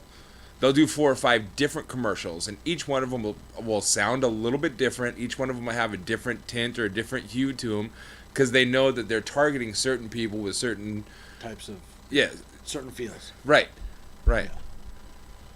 To strike emotions to make people want to buy them. That's why nobody puts out one commercial and lets it run for 2 years anymore. Yeah, they used to. And like you may not get into like super color and so this is where another thing where LUTs might come into play for you, where you'll actually probably like LUTs a lot, because you'll be able to literally just drag and drop a LUT right on the clip. I don't even know what a LUT is. So it's just a file. Like if we go like go back to color here and where'd it go? So up here in the corner Uh-huh. where it says LUTs, so if I click on, say, this clip here, click on LUTs, I can go in and go like film look, and I can apply that. Boom. I double click it, and it's already on that clip. So Yeah, to me, that looks cool, right? what's the point of going through color correction if you can just So like there's like just things pick these automatic filters that are already there? well, they're definitely not filters. There's Well, a big difference between a that's what it filter. looks like to me. Like a like to dumb it down, but yeah, there a lot more science goes in. A lot of time and effort goes into making LUTs. Like, Okay, a lot. I get So- that, but guess what? I know you don't care. It's a filter. I mean, to be a layman. So, as you can, where those fucking tools go? And I'm going through, and I'm like everything that I went through, and I tried to color correct to make it look as cool as I wanted it to. Color correcting is not an easy thing to just like. Nobody picks up color correcting and goes, "Oh, I figured it out." Like color correcting to get good at it takes a long time. It's a skill that like like you don't become a colorist in a big film without at least a few years of solid working in color. Like it's to be really good at it, it takes a couple of years. So everybody fucking, I think, well, not everybody, but a lot of people do fucking hate it when they just jump into it because they're like, what the like, this is ridiculous. I don't understand what, where the hell is this fucking, here we go. See, I'm going through, and I'm double clicking on some of these LUTs on the frames that I already went through and tried to thought that I color corrected, So you and it want, looks a million times better than what I yeah. thought looked cool. Yeah, well, like, so those LUTs are literally made by people that are colorists, like high level, like, especially the ones that are already in there. They're already quality ones in there. Where the fuck is this damage wipe? You know what?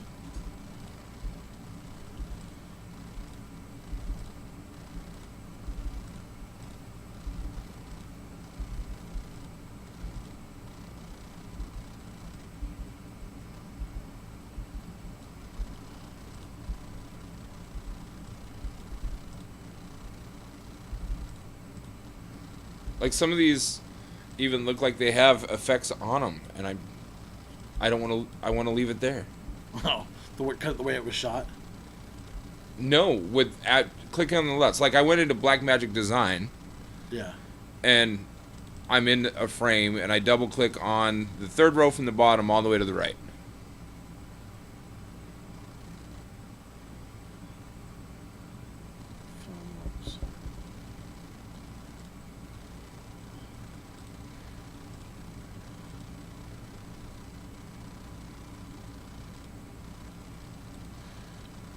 Like so.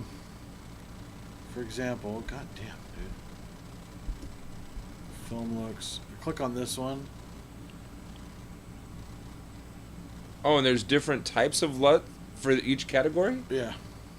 Holy shit.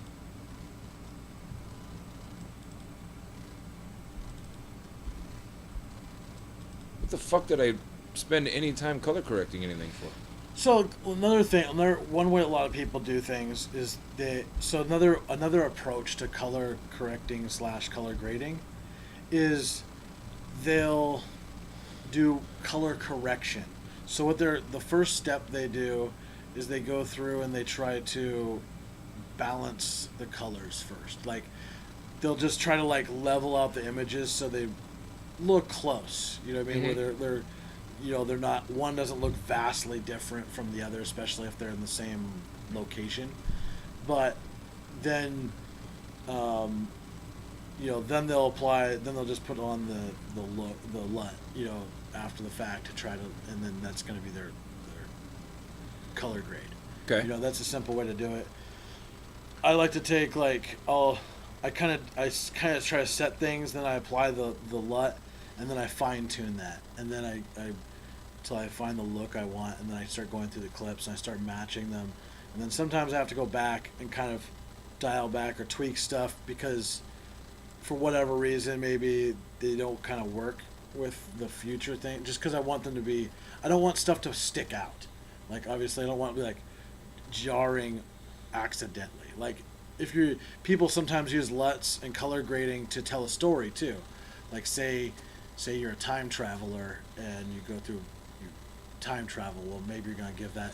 You would probably give that a completely different look and color grade to that different time period, you know. Or if you're whatever, a scene change, maybe you became a ghost or whatever, like Right. whatever the story entails. You want a brighter image, you want a darker image. I get, Yeah, I or understand different that. colors. No, I Yeah. absolutely understand that. So I there's, get there's it. points for that, and then the color correction, as far as the term goes, just describes correcting the clips, your everything to be close, like so that your grade is consistent across the thing. Does that make sense?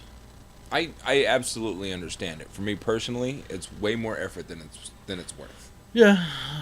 I don't put the passion into this that I would put into mixing 20 songs together and doing it in a way that other DJs aren't going to do. You shouldn't spend this much time color grading a 60-second Instagram clip, or Okay, good. yeah, Okay, good. You shouldn't, Because I never will. but it's nice for you to at least have the understanding to fix. Like you should at least have a good enough understanding to go in to fix and correct things. Say something's shot bad or whatever. So That way you have the tools there as well.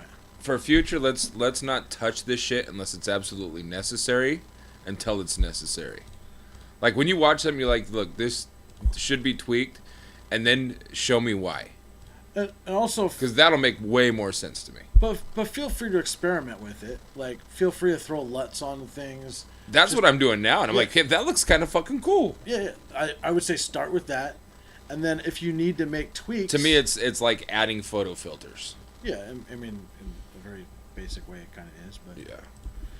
So yeah, I mean, I'd say just stick with LUTs. Adjust your colors, your as far as color correcting after the fact. And I didn't even realize there's like different categories under here. Oh yeah, and you have just so many tools. Like I said, to get good at color grading, it takes a long time. It's Some not of these you something- have to have the. Yeah, there's probably a few.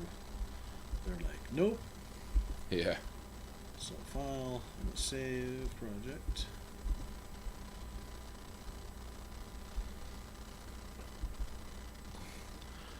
Well, we have 5 viewers, so hopefully some of these people are liking what we're doing. Yeah. I mean, they might find it at least interesting. They learn something. 6. What up, 6 viewers? What up? I'm giving Sean a hard time because we've been live for over 2 hours now, and he's been teaching me how to a quick Basic, like the whole point of a like quick for dummies tutorial on how to edit and basic stuff. video editing. And like And right now I hate it. as far as anything that you edit, like the color grading, like so if you're editing clips from the podcast, you're not going to color grade that. Just leave it as is, like because it's a podcast, you know, like there's no reason to do that. But chopping clips up and rendering them out and uploading them, like yeah, you can do that on the media and edit stuff, and that's all you really need. So it's simple enough. No, I just there it is. Like the image does not look compared to the camera. Right, but there's a few things like Like this that shot I- right here is that I'm trying to highlight. to bring out. Yeah, so I added one of the LUTs filters from Blackmagic Designs in it, and now I'm tweaking the colors in the hue versus hue Just trying to balance, trying to get what you want. to make the certain piece of a piece of that clip And as you get to like, stand out. so another thing that goes into the color grading is creating layers of your shots on top of each other and masking out sections.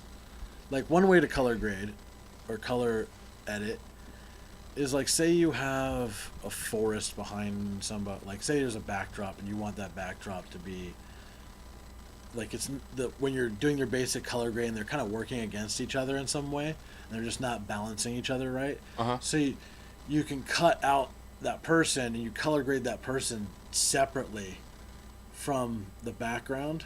Does that make sense?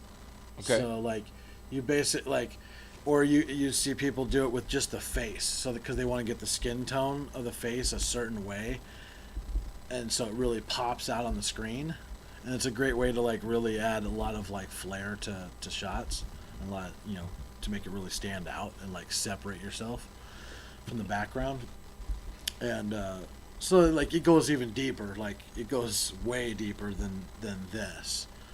It goes into like basically almost After Effects type of work on a basic level, but yeah, I mean, there's lots of different ways to do it.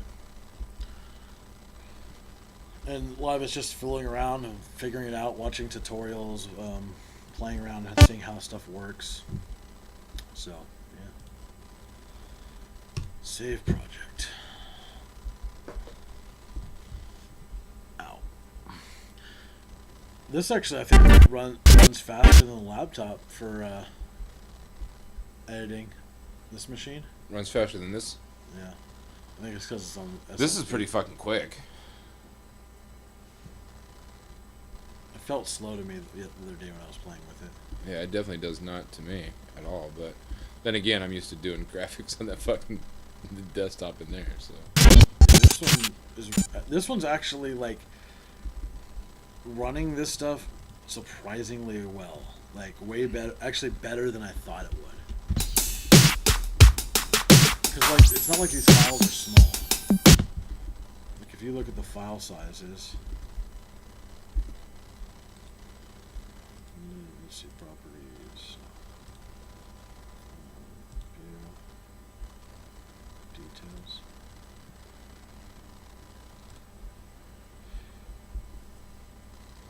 Just like a whole bunch of these, like basically like most of these are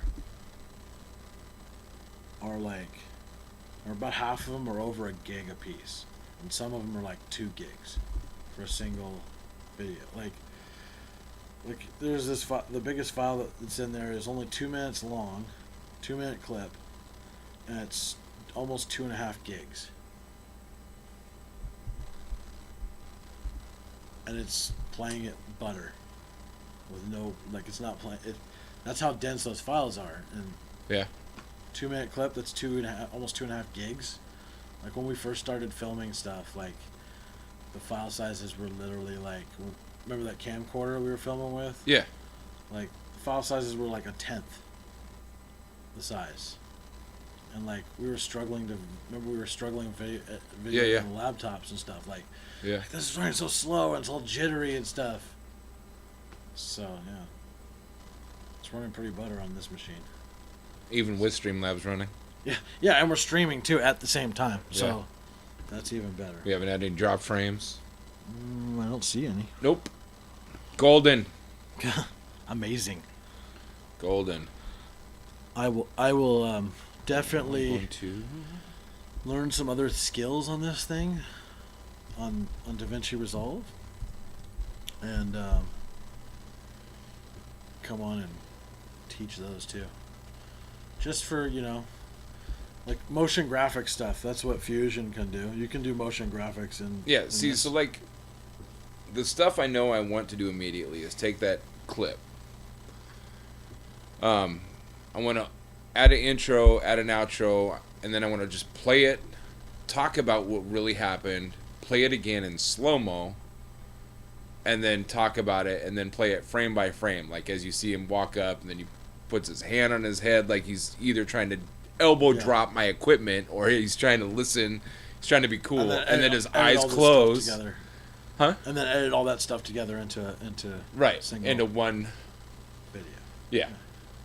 Yeah, you can do that all in this. Yeah. And hopefully you kind of already see how you can do. Yeah, well, yeah, I already have a basic idea of how I can structure it. Yeah. So. Yeah. And I know that it has the ability to do motion graphics. I haven't used Fusion. Like I'm the whole node system that this uses is not like Adobe doesn't use that. It's completely different. Not even the same, like, because like you can.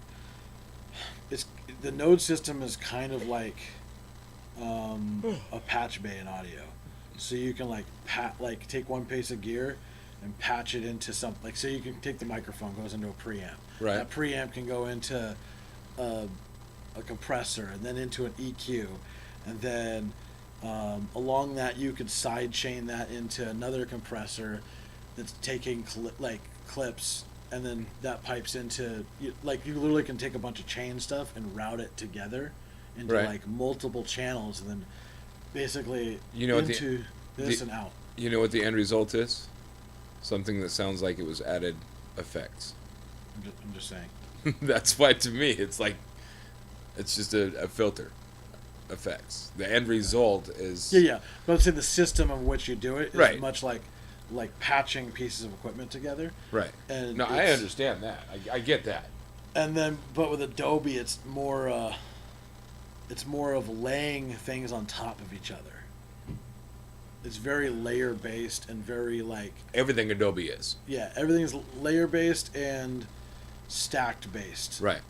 And like, I guess the easiest way to put it. But this is like you can route stuff around things, so it's more dynamic, I guess. So it's different. So I don't have like it. I just haven't learned it that way Right. yet. But we'll get there. Eventually. It's not that hard. No. Just takes practice. Time and practice. Yeah. So anyway, do you want to go raid somebody? Oh yeah. Shit. I almost forgot.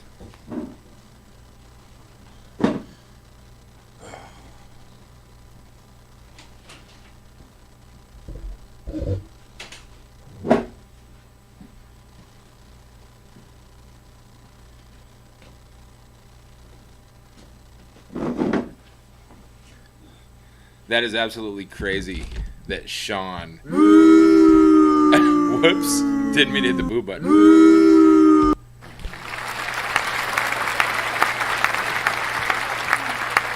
That is crazy that Sean remembered that we needed to raid before me. Oh, that's where my mind is at. Absent. Let me go see who we can pick to raid today.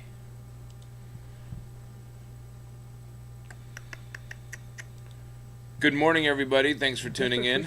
I see we've lost some people. Sean has been spent the last 2.5 hours trying to teach me how to do some basic video editing. And when it comes to that kind of stuff, I'm really no good. But I am trying to do some basic video editing so I can be. When it comes to that kind of stuff, I'm really no helpful to Sean's, but endeavors. Trying to do some basic video. It's been a huge help to me, so I can be throughout my life. I'm really helpful to Sean. I owe him, but endeavors. So I'm gonna learn how to do this shit. It's been a huge help to me, so I can. I just said that. I explained that we've spent the last 2.5 hours with you trying to teach me. It's been a huge help to me how to do this shit. I just said that a big help in my life. I explained that I'm trying to learn so I can help you with your endeavors. Trying to teach me.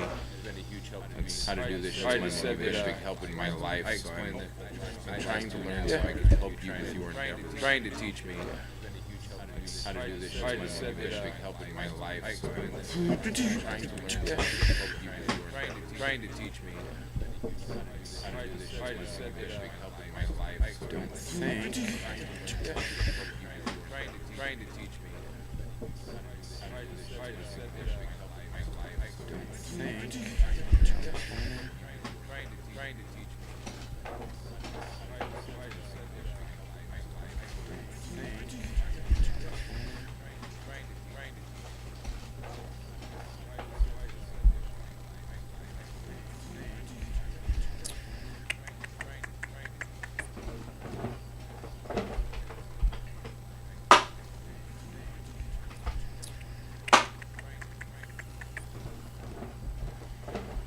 Raiding. Who are we gonna raid today? You sure you don't want to? What's that word? Who are we gonna raid today? Your tentacle porn. Hentai. We need. You sure you don't want to? What's you should make your new Twitch name Funk Shop Hentai. Tentacle porn. Hentai. Hentai. We need. You sure you don't want to? What's you should make your new Twitch name. It wouldn't be prudent. Tentacle porn. Hentai. Hentai. You sure you don't want to? You should make your new Twitch name. It wouldn't be prudent. Let's see in here.